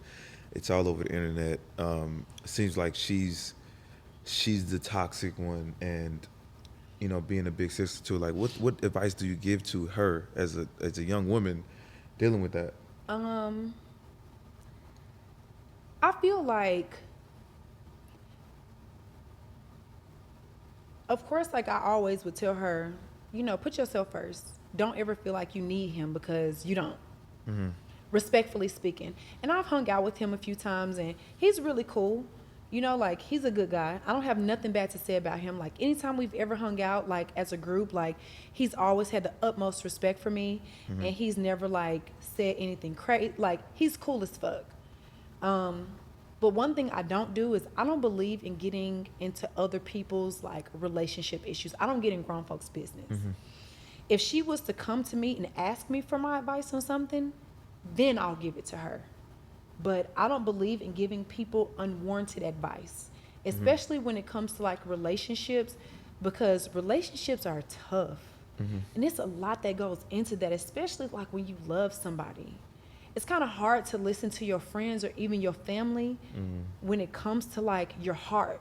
Like, they can give good advice, but I feel like sometimes if you lay it on a little too thick, even if it's coming from a place of love, it can cause people to push themselves away from you, because they don't want to have to deal with what you might say or what you might not say, or, you know what I mean? Like, people don't want to have to deal with that. Like, when you're crazy in love with somebody, the last thing that you want to do is hear your family or your friends dogging them out or talking about them or telling you to leave them alone. Like, I tell my friends and even Shawn all the time, it ain't my place to tell you who to love. You can come to me and you can get advice on whatever you want, but one thing I will never tell you is to leave your significant other, because I don't have to love you or fuck you or hug you at the end of the night. And if this person is giving you what you need, it's not my place to tell you anything different. But if you come to me and you ask me for advice, I'll give it to you. Or if you just come to me and you want to vent, you can vent and I'll listen. I'll be a listening ear. And if you don't want my advice and if you just want somebody to listen, I can be that. But when it comes to her situation, I don't butt into her situation. When I see that she has a lot going on the internet, I'll just shoot her a text and say, hey, sis, what you up to? I'm just checking on you today. You good? And I'll leave it at that. And then she might FaceTime me later on, and then we'll talk. But it'll be about, like, something like fun or, like, just kind of like lighthearted. Not like, oh, girl, what's going on? You got enough people asking you your personal business, or it's heavy enough. I don't got to do that. But you know that when you need solid real life advice, you can come to my house. You can come lay on my couch. You can come and sleep in my bed. We can go to lunch. We can go to dinner, whatever it takes. And I'm going to be there for you. I never tell her business to nobody. She's trusted me with a lot of information about her own personal life and things that she's been through. No, it's not my place to repeat it. And that's just the kind of relationship that we got. Like, I genuinely look at her like as a little sister. Okay. Now, you say that you didn't want to be this, as you didn't want to be the same as the last show. Like, I didn't want to be all rowdy, but you did get into a fight with a particular person, right? I did. And that was real, right? Yes. The fuck? So, I mean, like, with you trying to control yourself and you trying to, like, not showcase that energy. Right. How did she bring it out of you? How did you let her? Right. How did I let her? Mm-hmm. Well, what it was whenever there would be things going on, she would always insert herself into other people's shit. Just loud in it. And so the night before the fight happened, Shawn and her friend, fuck it, everybody know what we're talking about. Shawn and Slim got into it because The one she put in the sink? that's persuasion. Oh. Slim is the girl she beat up in the front yard when we had that big brawl.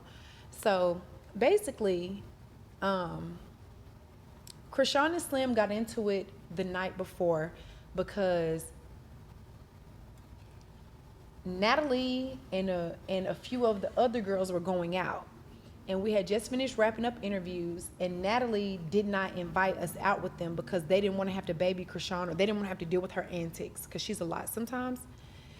And so they were being just kind of like manipulative or a little secretive about it. And so we were, fast forward, we're in the house. And so we were thinking, or Krishan was thinking, that Slim was making slick comments about the situation that had just occurred about, us not being able to go out with them or not being invited. Even though, like, Natalie came to me and was like, are you coming? Like, what you want to do? And I'm just like, no, I'm good. Like, I'm going to chill. Because Krishan my bitch. And, like, y'all didn't invite her. And me and her, we'd be buddy cool every single day. Like, this girl sleeping in bed with me every single night. And, like, if she can't go, then fuck it. Like, even though I want to come, I'm not pressed to go to the club. So it's like, fuck it. I can miss out. Like, I've been to a lot of clubs. It's not that deep to me. So because I stayed home with Krishan, and Krishan got into an argument with Slim, and they were exchanging words. Krishan threw a bottle of water at her, and I think it might have hit her on the lip, or I really thought it grazed past her, but she said it hit her, so we'll go with that. And so the next day, or no, that same evening, while Krishan and Slim were arguing, Rolly kept inserting herself into the argument. And I didn't like that, because it's kind of like, if they arguing or if they getting into it, them some grown-ass women, let them handle their own shit. I don't insert myself into other people's beef. You know what I mean? Mm-hmm. But I wasn't going for it. And I already knew what the next day was going to give, because we have to film in the morning. Mm-hmm. And so we went to bed that night, or we went back to my room. They, security calmed everything down. Me and Krishan went in my room, and I said, bitch, we're fighting tomorrow, so dress comfortable and just be ready, because I'm letting you know that we're going to have to fight tomorrow. I already knew it. I knew it was coming. Like, I knew that the fight was coming. Sound like prison. That's what I'm telling you. Like, this shit is like jail. I already knew it was coming, because it was kind of like, you can't let nobody try you up like that. Mm-hmm. Like, we live in close quarters with these people. You can't let a bitch try you. And because we got to get on TV and film with these motherfuckers, like, you got to dead that shit right there. Mm-hmm. And so, because Rolly had kept inserting herself the night before and in previous times into shit that didn't concern her, I had just been at my, like, wit's end with it. And because I knew that nobody really had no issue with me for real, I knew that they were going to both try to target Krishan. But like I told Krishan, I said, bitch, if you fight, I'm fighting. Like, how you want to do it? Like, we can run this shit however you want to run it. Like, what's up? Like, what you want to do? And we had a conversation about it, like, the night before. And I told her, I said, just so you know, when we start, when they come and mic us up, we're going to fight. Mm-hmm. Just so we can go ahead and, like, before we go to the next city, let's just go ahead and smash on these hoes real quick, so that when we get to where we got to get to, like, we can just dead this shit. Because, like, I'm not doing this shit the whole time. But if they want me to bring, if y'all want Bad Girl Jayla, I can give y'all Bad Girl Jayla. Mm. If y'all want Bad Girl Jayla, I can give you Bad Girl Jayla. This is what y'all been asking for. So let me just give it to y'all real quick, so that y'all can leave me the fuck alone. And I can go back to just being my cool, down-to-earth, fun self, right? So we get into the front yard. Natalie asks everybody who got an issue with who, but she skips me and Krishan, mm-hmm, and goes to Rolly and Slim or whatever. And Slim takes her shoes off, throw them at Krishan or whatever, boom, boom, bop. They get in a fight. And then so after the fight, Krishan is dog-ass tired from just beating up your friend and fighting your friend. And Rolly is like, okay, so what's up? Bitch, you think I'm gonna let your big ass fight her and she tired? No, that's my bitch. And if you got a problem, how you taking up for your friend or whatever your issue is, run it up. Let's do it. Mm-hmm. We can, like, let's get out there. Like, you want to fight somebody, bitch, fight me. Like, because you've been talking shit and you always got so much to say, and it's always like an issue or a problem or whatever the case may be. So if you feeling that strongly about it, you're not finna fight her, because your friend already fought her. So, and you not tired and I'm not tired, so what we talking about here? Our friends just fought. So if you want to fight, bitch, mm-hmm, I mean, if you want to fight, like, let's just do it. Like, come on. Mm-hmm. And not beat her up in the front yard. You won. Of course. Just undefeated. Just a question. Okay. All right. Well, so by the show ending, right? What are you gonna do different now, knowing that you have this attention on you, knowing that like all eyes is on you, and you can capitalize off of it? Like, what are you gonna do different from Bad Girls Club and now? I think that now it's more so about, excuse me. I think that now it's more so about me just being like more strategic and more consistent when it comes to my business. Because that was my storyline on the show. The fact that I'm a designer, I have a clothing line, I'm spiritual, and all of the things that encompass me. So just being like more consistent with my clothing line, really putting my brand out there and delving into that space. It's, to me, it's not even so much as about like trying to like land another spot on a reality show. Like it's more so about me being able to take the energy and attention that's being given to me right now and showing the world what I'm really capable of. And I'm capable of more than just being on reality TV. I'm a designer, I'm a creative, I'm an empath, I'm psychic. Like there's so many things. Like I'm a lover, I'm very passionate about everything around me. And so just taking that energy and moving in that and just showing people my designs and showing them my creative, artistic abilities and just all of that. Like I really want to be on a scripted series. That's what I want to do. Like if I never did reality TV, I would be perfectly fine with that. But I don't think I can go to my grave without being known as a professional actress, without being taken serious in that light. And sometimes that's a little bit hard for people to like transition to after being on reality TV, because they don't take like people that are like professionally trained actresses and like people that live in like that arena. Don't take it seriously. They don't take us serious. And so for me, it's more so about showing people like I am very well spoken, I am very business oriented, and I can get the job done. And so that is what I want to portray to people in every facet of my life, no matter what it is. Now you don't seem to like. You don't really seem too pressed about fame. Like your Instagram right now is like hacked, right? You don't have Instagram. It's gone. Yeah. And like, how long has it been? My Instagram got deleted on the evening of January 14th. I was actually at my office in LA. And I commented on something from one of like these blog sites that post a lot of like BGC like things, and it was basically like the fight, like one of my infamous like viral fights. And they posted it, and I was like, literally the comment was, "That's when I knew I was gonna have to beat her ass." That comment got my page deleted. Deleted because you were like bullying? I think so. They said I went against like community guidelines, like violence, bullying, or something like that. But it literally happened the evening of the 14th, and my birthday is January 16th. And so for me, because I always try to look at like the synchronicities or like, the underlying message behind things, I knew that going into year 32 for me, that I needed to put my focus somewhere else. And so when I started filming Baddies, I didn't have a personal page for them to attach to social media and for them to for people to be able to follow me. It could only be my business page. Yeah. And so because I only have my business page for y'all to follow, then I need to know that, or I need to make sure that when y'all get on here, I have deliverables. I have things for y'all to shop. It's a business. Like, this is a business opportunity at this point. Like, okay, I'm finna be on TV. I ain't got no personal page. It ain't even about me. It's about my business. So, boom, we run it with normal culture, and that's just what it is. Like, this the Instagram that y'all gonna get.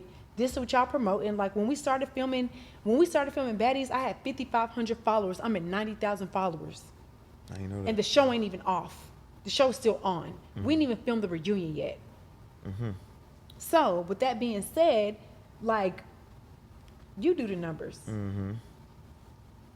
It's nothing but like divine. Hindsight is 2020. God has a funny way of moving and working in our favor when we allow him to. Right. And because I had been saying in my prayer, I would always say, like, I want my brand to be known worldwide.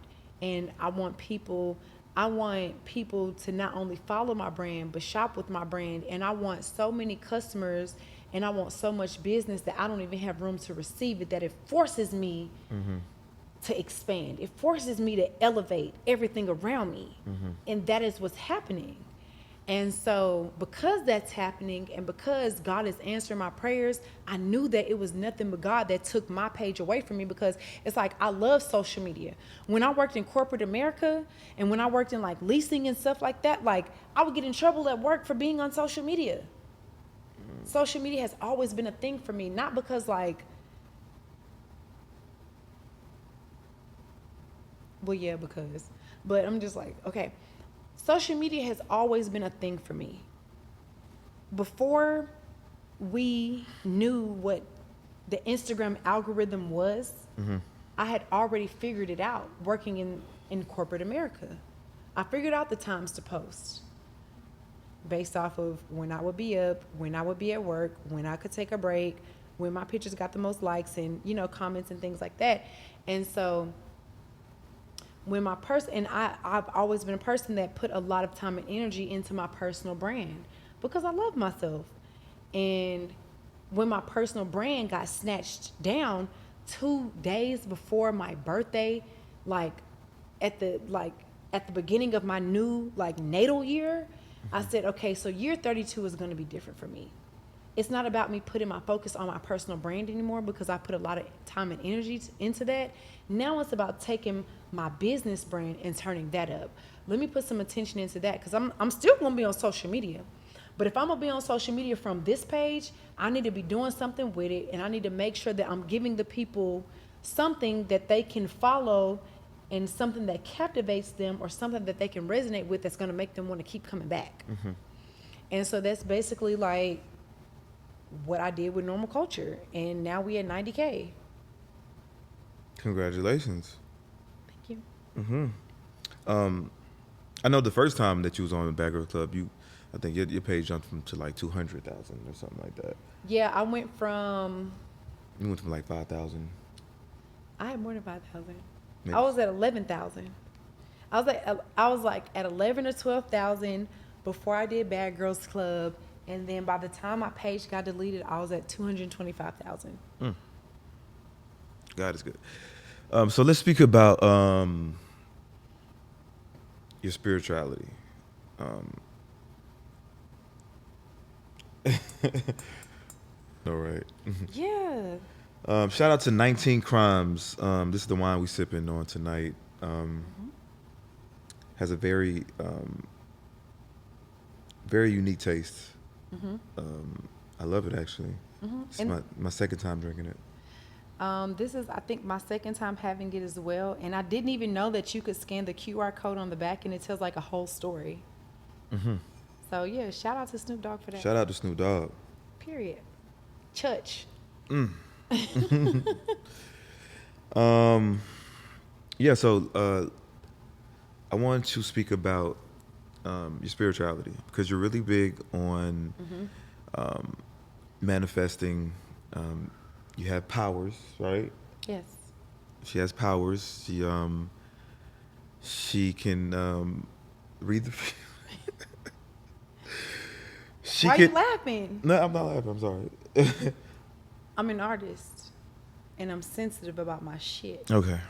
Yeah. So she can she gives readings. She gave me a few readings in my life. Were they accurate? Or did they resonate? Let's say, did they resonate? Definitely resonated. Okay. I can't say all of them were accurate because I can't remember all of them, but Right. for the most part, yeah. So yeah, speak about your like. When did you become so spiritual? When did you tap into this? Into my spirituality? Yeah. So, I was born psychic. Mm-hmm. I come from a very intuitive and very anointed family. I get my anointings from my mom's side of the family. And I would like to say damn near everybody in my mom's family, or like a, a good part of my mom's side of the family, we have what's called the gift of prophecy. And so it all hits us. We all have a different gift though. Like not everybody's gift is the same. And so like growing up, I used to feel like the outcast sometimes because like my older sister and my younger brother would get messages and I didn't. Or I would, but I didn't know it. And so I would just get like feelings, or I would have like dreams, but they would be very intentional about it. Like my older sister could like touch your hand and like read you, like read your life, look you in your eyes. And I just felt like, damn, like, am I the black sheep of the family, or like, why I can't do that? And then when I was 18, I just graduated from high school, and my auntie Bay was in Houston. She moved to Houston when I graduated from high school. And they were living with us at the time. And so my auntie has always been a very like spiritually open and very spiritually fluid person. And so around that time, she was delving into like new age philosophy. So like chakras and like the law of attraction and like manifestation and just like being very intentional in that space. And so she taught me everything she knew. Well, she tried to teach it to everybody around us, but I was the only person that like gravitated toward it. So the summer before I went away to college, my aunt taught me how to meditate. She taught me how to balance my chakras. She taught me how to use a pendulum. She taught me how to dowse with the pendulum. And she taught me just everything with new age philosophy. So like literally like when I was in high school, I had already seen the DVD on The Secret. You know, when I was on my way to college, I had already listened to 48 Laws of Power and The Art of Seduction. Asking It Is Given. You know, a few other books by maybe like Deepak Chopra. Like that was a big thing in 2008. Deepak Chopra was a thing. He was a thing, and just like his teachings and stuff like that. And even just as far as like Robert Greene and like, you know, Robert Kiyosaki. You know, like Rich Dad, Poor Dad, The Richest Man in Babylon, and like all of those books that teach you about like business and like life. I grew up hearing those on audio in the car. And I didn't realize what it was or what the fuck was happening until I was 18 and she replayed that same stuff for me. And so I had that full circle moment, and you know, she just taught me so much. And I think that because I was in a space in my life where I was open to learning more. And my aunt, she would always tell me, she said, I'm learning all of these things and I'm teaching them to you because you are going to teach the world what I'm teaching you and what you're going to learn along the way. You're a teacher, and this is what you came here for. Like that is what your purpose is to teach the world and help the world. I always knew that that's what my life would be like about to some capacity. And so it started there. And then it be my breakups. My breakups pushed me like into a different threshold. So I was dating this guy, and I went through a really bad breakup at like 22.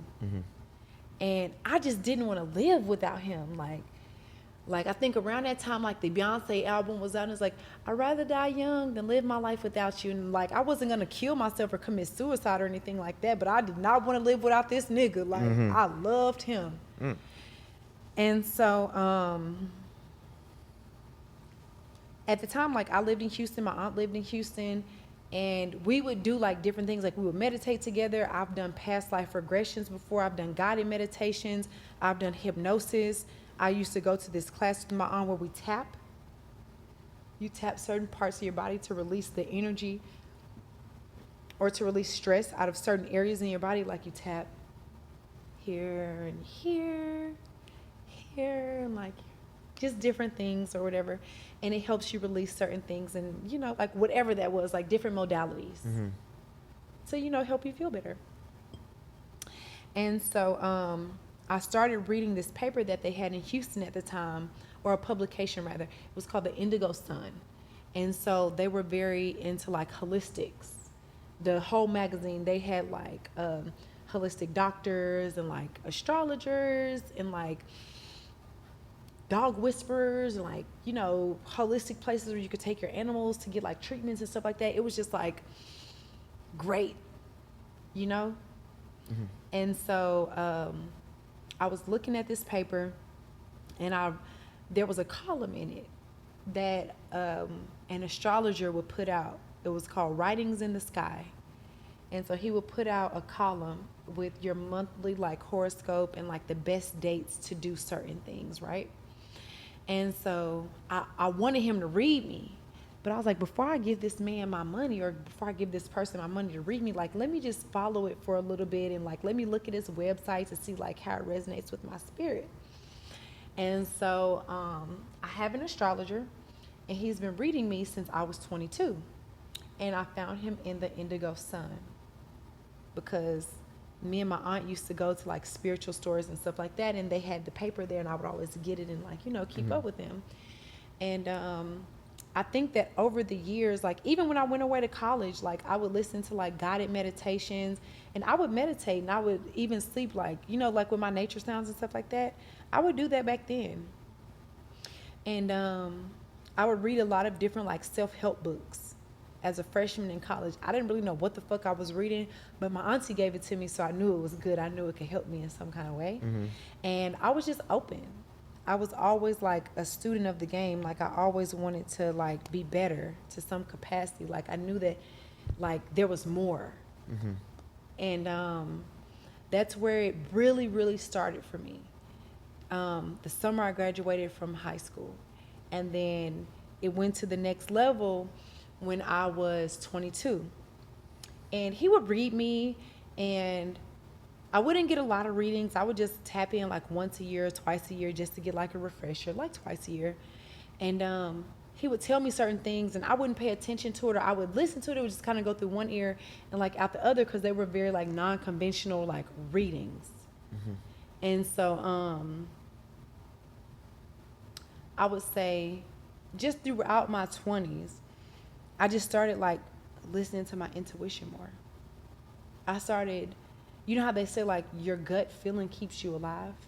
Your intuition keeps you alive, but your intuition comes from your gut.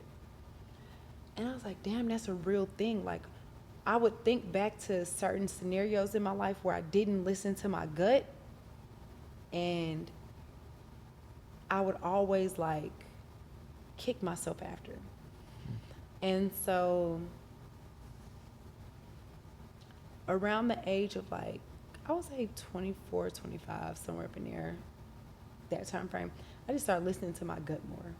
I would be driving down the street, and if something said turn left, just turn left, see where it took me.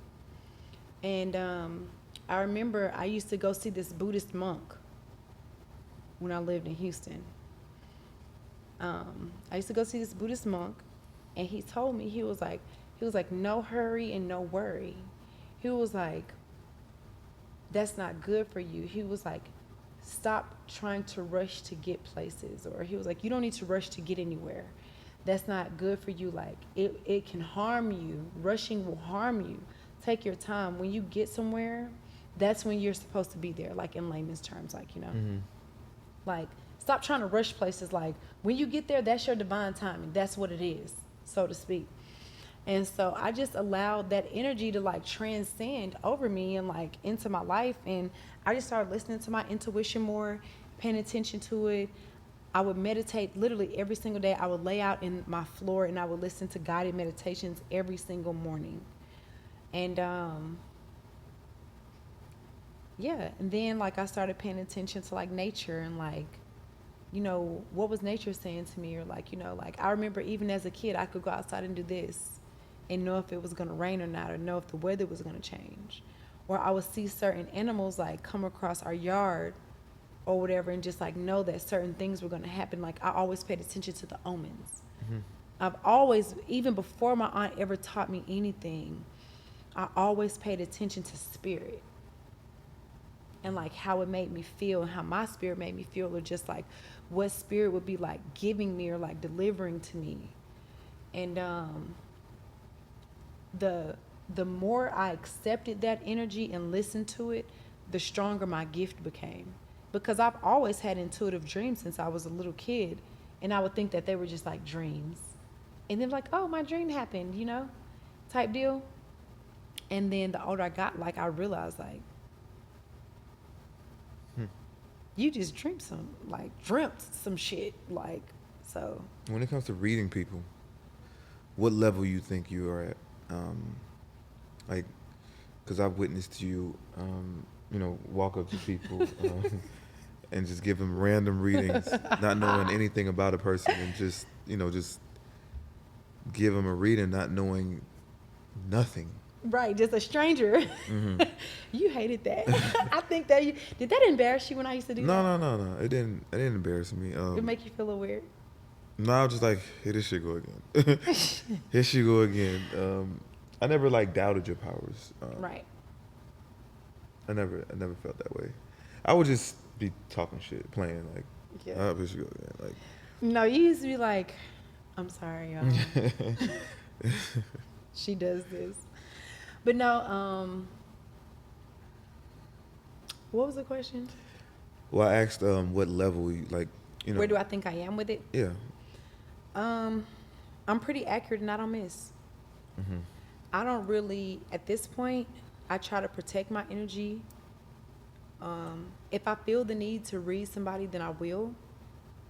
But it's not something that I like to do a lot, because a lot of people's energy gets stuck with me, or it latches onto me, and so I have to do a lot of work afterwards to like sever those ties, or like just to like free myself of it. Mm-hmm. And yeah, like anybody that I've ever read will tell you how accurate I am. And I'm one of those people where I don't need any modalities to read people. Like I could look you in your eyes, or you could show me a picture of like your family or like whatever, and I can read the whole boom boom bop.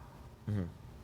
Just born like that. But my gift has definitely developed over the years, and I think that last year I went through a lot, and it was a very sensitive time in my life for me. And I think that situation pushed me further into my spirituality, because I wanted to feel all of the feels. I didn't want to hide from anything. I didn't want to mask anything. If I feel like if I was gonna make it on the other side of that, then I had to fully like confront it every single day. So I have like a prayer room in my house, and at one point in time I used to go in there every single day. And when I was really going through that situation, I was sleeping there for like weeks at a time. Like I wouldn't even sleep in my bed. I would just like sleep on the floor in my prayer room, and I would light candles and like give my offerings, and like fuck with my ancestors and your ancestors for the sake of it. And who ancestors? Yours. Okay. And so Sips wine. But oh yeah, I slept in my prayer room a lot. And I think that over the course of like, let's just say like the last year and a half, after that whole situation. What situation? Really? I mean, you keep mentioning it. Okay, so I was pregnant last year and I had a miscarriage. And I moved to LA shortly after. And I was going through a breakup at the time. And I think that both of those things really, really like affected me, because I never foresaw either one of those situations happening for me, like at that time. And so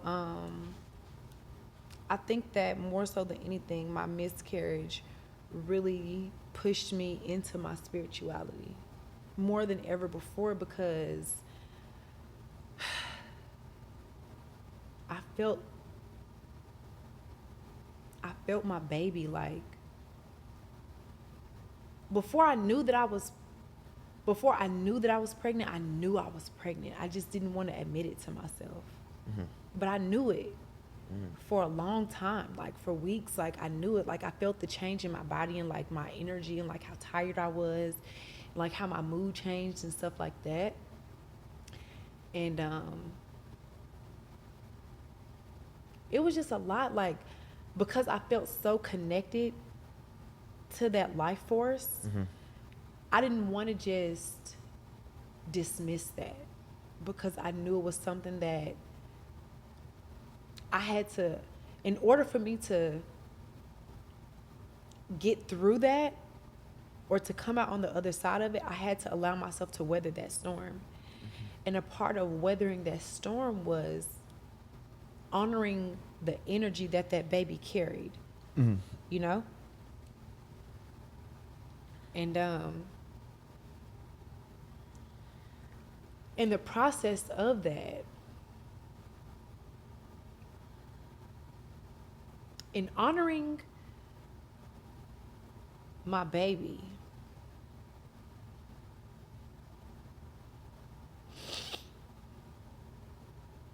I felt like that was all I had.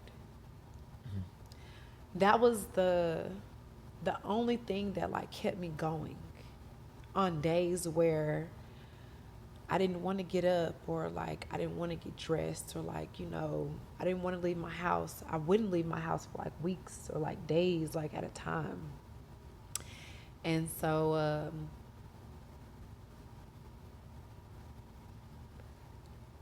I would just go sit in my prayer room and connect with the energy. I would connect with his energy, and like I have an aunt that passed away when I was 16, my favorite aunt. And I would connect with her energy, and like I would dream about my son. Like I knew it was a boy. Before I knew it was like technically a boy, I knew it was a boy. Like I felt it. Like I knew it. And so like I would dream about him, and I could feel him and like his energy, and like my aunt, she would like come to me and like just tell me like that he was okay, like on the other side or whatever. And like, you know, like I even dreamed, like I would dream, or like when I would be like in my prayer room, like even like your mom came to me a few times. I think I told you that. Or whatever. And like I could hear her voice, and like, you know, it's really like a thick accent, and not super thick, but it's thick enough to like, you know, she's not like an American, like here. And her voice is like very powerful. There's a lot of conviction in it. And they would just be with me and like talking to me like while I was like going through that. And yeah. And so I think that that situation pushed me into my spirituality more, like even more than ever before. It made me like a lot more intentional about it. And it made me not be afraid to like own who I was and how powerful I was in a spiritual space, and to like honor them, and to not give up on myself, because I almost did. Like I never felt like, well, I never wanted to give up on myself, but I almost did a few times. And whenever I felt like just like giving up on myself, or just feeling like I didn't just like want to do life anymore, like I would just like sit back and think about like everything I've been through, and like all of the people that like love me and care about me, and like how much further I have to go. And I would be doing like not only myself but the world a disservice if I quit, or if I just stopped. And so yeah, like I was lighting my candles and doing like my candle magic, and like my offerings, and like going to the ocean, and like, you know, like just different things, like with my altar, and giving readings to like my friends, And like my family members, or like, you know, whenever something would hit my spirit, just like owning that energy, like the blind faith. Just like whatever it is, this is what it is. And yeah. So I think that more so than anything, I think that me experiencing a miscarriage last year pushed me the closest I've ever been to my spirituality and the closest to God that I've ever been. Now, in retrospect, looking back at it, do you think, because, a child is something that you really wanted. Right. Now, when you look back at it, it's like, okay, do you feel like you just had to go through that to be headed in the direction that you're headed now? Because let's just say if you did have a child back then, now, like, where would have life been? Not saying that, life wouldn't have been good, but Right. like, going through It would have that. been way different. Yeah, way different Right. for both of us. For both of us, yes. I think that hindsight is always 20/20, and I feel like, had that baby made it full term, our lives would have been very different. Who knows where we would be right now? I feel like last year, like, I really got to travel a lot. I got to knock off a lot of like personal goals for myself. And I really got to do a lot for myself. Like, if I had a baby right now, or if I had a little toddler running around, little 1-year-old, that little boy would probably be driving me crazy somewhere. Like, I would have never been able to, not to say I wouldn't have been able to go and be on TV, because people are able to like work and still have kids and live their life. But there's no way that I would have been able to travel as much as I did last year. And, just like over the course of like whatever. There's so many things that I feel like I would have had to put on the back burner had I had a child. Because like, even like, for instance, like even when we were like dating, Natalie asked me to do Baddies. I don't know if did I ever tell you that she asked me to do a show, and I told her no. And I feel like a part of that was because I was in a relationship, and a part of me feels like it was because I felt like I was past that, that place in my life, but everything just happens for a reason. And I feel like it's not to say that it won't happen, but I just feel like because it was something that we both wanted. It wasn't like it was a one-sided thing, right? So I feel like because it did happen, I feel like it gave us both the opportunity to continue to chase our personal goals and to do things for ourselves rather than try to do things for ourselves and each other with a child involved. Now, like when you have a child, like it could either go two ways. Like it could either slow you down, like because you're so in tune with, your child and raising them and, building the family, or it could push you to go harder. Right. And I think with me, it was like fear kicked in, like, I was what? going to say, you was scared. I ain't gonna say I was scared. It just, I didn't know. You was scared. I'm being so vulnerable right now. You was scared. I don't think scared is the right word. Okay, well, let's just say we won't use the word scared, but you were unsure because of the unknown, and you're a person that thinks a lot. And you couldn't project what that was going to be like, what that meant for us as a dynamic, or you as a person. Right or wrong? True. Very true. I just didn't know if I had enough energy to put into 3 people, let alone myself. Right. Like trying to like, because I didn't know I was gonna even, like have this going on. I didn't know I was gonna start a podcast where like, didn't know how like, big my brand was gonna be, but I knew like I was trying to accomplish something, and I'm still trying to figure it out. And then okay, like I wanted the child, but like when it actually. It wasn't even the fact that, because when the child was, I wasn't scared. Right. But I think after the miscarriage happened, something kind of like, something spoke to me like. Yeah. It was like a wake-up call. Yeah, like, it ain't the right time. You're kind of rushing into it. Yeah. So, I probably didn't handle it the right way. I didn't, but Right. Okay. yeah, I can't admit to that. But Thank you. it made me just reevaluate life, like Right. what I was doing, because I just got out of prison. Like, like Mm-hmm. what am I really doing? And I think it was the fact that I was so infatuated with you. Like, it's just the thought of Yeah. Same. you know. I think it was honestly.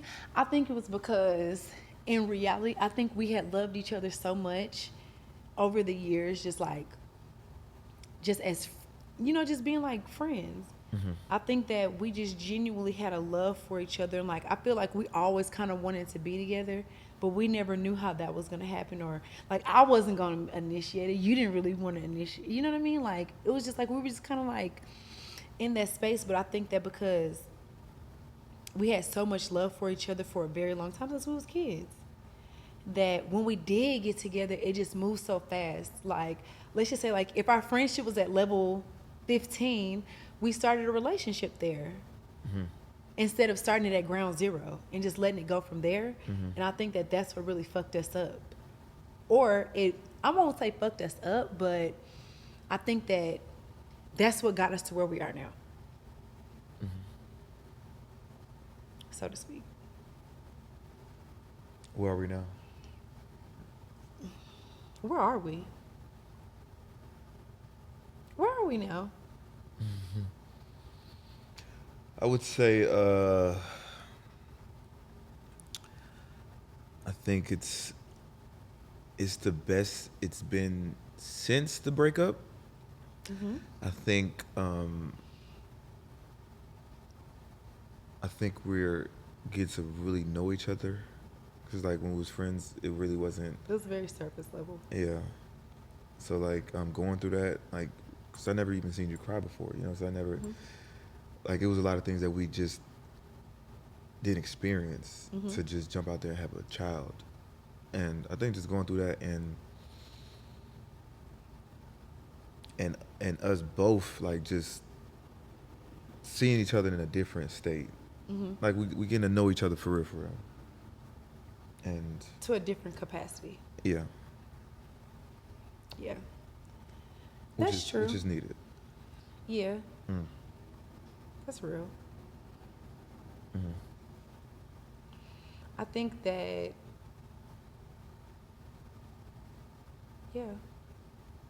I don't have any rebuttals. Cool.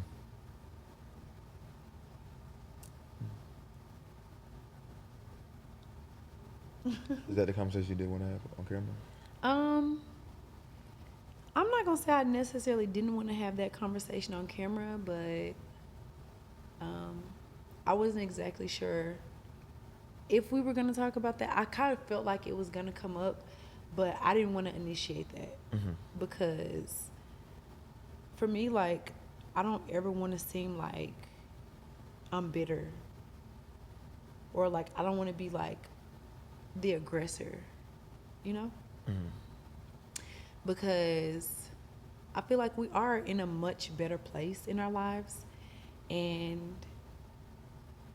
I feel like we all like make mistakes, and because the situation happened and it wasn't ideal for either of us, the breakup, I don't ever want you to feel like I'm hanging that over your head, or that I resent you for that, or that I want that to be like a thing between us. I mean, it's definitely a thing, but it's not like a chip on my shoulder. At one point it was. Yeah, I don't feel that right now. But you get what I'm saying? Like at one point it was. But I've gotten to a place in my life where I feel like I have, fully forgiven you for that. And I just have so much like love and like grace when it comes to that situation.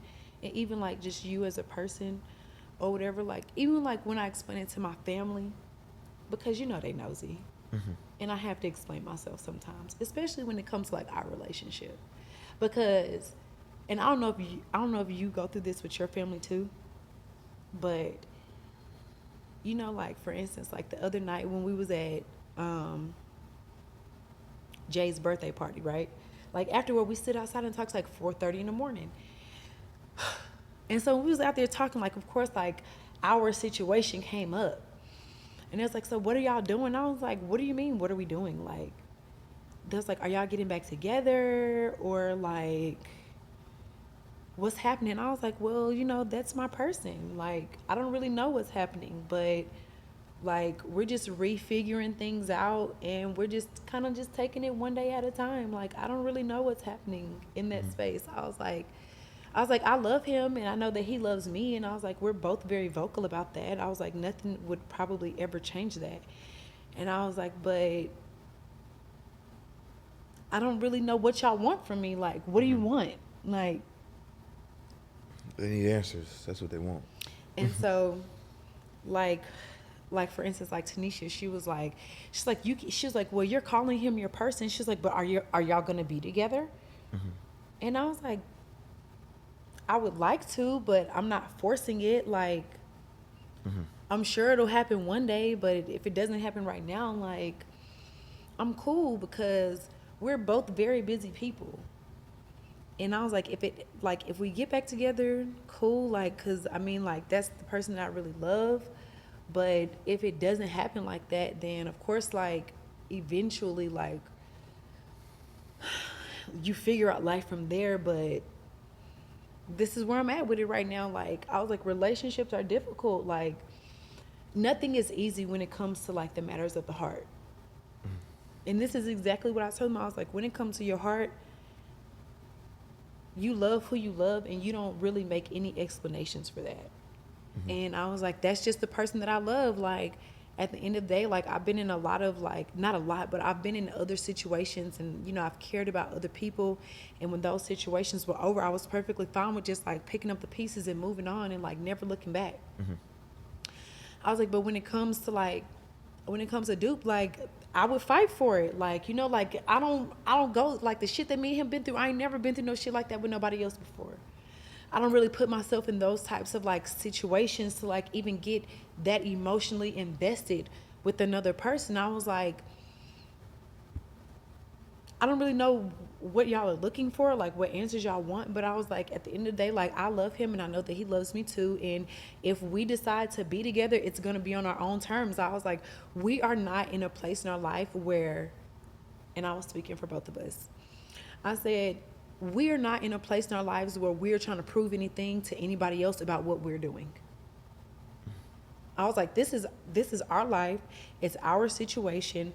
And whatever that encompasses or however it comes full circle for us, that's between us. Like, it don't have nothing to do with nobody else. And I was like, if that's the person that I choose to love and that I choose to, like, if I want to have a baby, if I want to have a baby with him, if I want to try it again, like, that's what it's going to be. Like, we'll try it again. I was like, it don't have nothing to do with nobody else. And it wasn't even so much as like Tanisha, it was a carrot, my younger cousin. And I was like, and you got to understand, I was like, you're young. I was like, when I was your age, I probably felt the same way about other people's situations too. I was like, but when you really meet a person that you really love and that you really, really care about, I was like, shit may happen in the most non-conventional ways. And you may not understand it, but when you know that you love somebody and when you really care about somebody, you will be with trying again if that's what it takes. You know what I mean? And that's just honestly, like, that's like the most honest way that I can put it. It's like, you know, like if it came down to it, like if you wanted to try again, I would try again. You know, like whatever capacity that is. But am I forcing it? No. Am I in a place where I feel like I can respect your boundaries? I can do that. You know, like I let you live your life. I don't hit you up all the time. I don't call you all the time. Like, you know, I let you be your own person without feeling like you have to answer to me or live up to my expectations or be something for me that, you know what I mean? Does that make sense? And so that's just what it is. Like, I feel like I just have a different level of peace and understanding. And I told them, I said, at the very least, I said, we might have a baby. And I was like, for real? I said, yeah. I said, if I wanted to have a kid, like, because I'm not in a relationship, like, you know, like, I don't do it very often. I'm not really like that. And I was like, if I wanted to have a kid, and I even told Stephanie the same thing. I was like, I'm not dating anyone at all. And I was like, if I was to have a kid, like right now at this phase in my life, like that is the only person that I would feel comfortable enough to do that with. Even, you know, considering and despite what we've been through before, I would do it all over again with no questions asked. Like, whatever. Like, if that's what the energy is given, if that's where we're at in our life, you know, like, fuck it, why not? You know, like, I don't trust nobody honestly, like, I don't trust nobody with my life the way that I would trust you with it. If I had a kid, like, or if I decided, like, to settle down with somebody, like, I know that I could trust you with my whole being. I don't feel like you're the type of person that would fuck over me. I don't feel like you gonna run off with my money one day. I'm just being real. I'm just honest. Like, you know what I'm saying? Like, even still, like, you know, like, outside of everything that has happened between us, like, I still feel like I could trust you with my life. You can. You know what I mean? You feel like you could trust me with your life? Wholeheartedly. Wholeheartedly, 100%. And so I just feel like at the end of the day, like, even when I wanted to hate you so much and I never wanted to speak to you again, I had to just look at the course of events. I was like, I met this man when I was 11 years old, and we fell out of touch for so long with each other, but he never left my mind. Like, my cousins gave me shit all the time about Jonathan Dupiton. Like, and they never even met you before, but they just knew that you was the boy that I liked so much in school. So my whole life, it was always this, I told you it was the ongoing thing about Jonathan Dupiton. Like, so I'm just saying, like, and even after we, like, broke up and stuff like that, like, I would always think about that. Like, man, I've been knowing this nigga my whole fucking life. And we fell off and certain things happened. And look at us. We found our whole way back to each other and picked up like nothing ever happened. And, like we never missed a beat.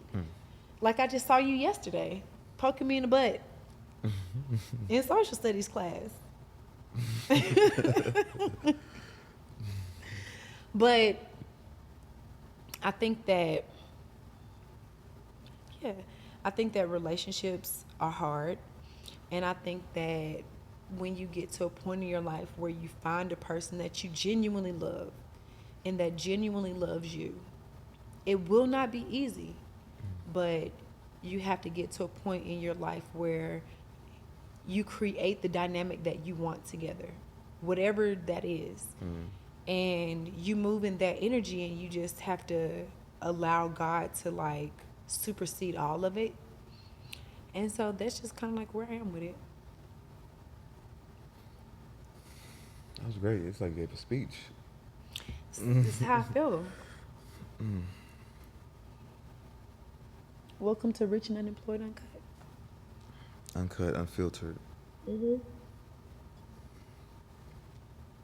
Who knows what might happen? Who knows? I do love you, though. I love you too. I have no more questions. Do you have any questions for me?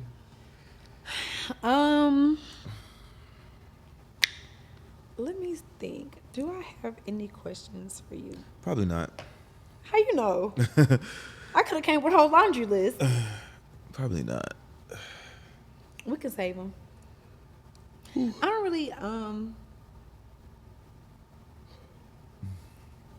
have. I'm pretty sure if I sat here long enough, I could think about something that I want to ask you. But of course, like, I feel like this is your podcast. This is your platform, and I love the thought-provoking questions that you ask, and I like the way that you own the energy. And I just want to continue to let you shine in that space. So I won't ask you any questions. We'll wait for another time for that. But right now, this is about you. Okay. Maybe they'll ask some questions after they see this, because We're gonna have to do a part 2. part 2, it's already 2:30. Is it? No, I'm saying it's 2 hours and 30 minutes. Oh. Yeah.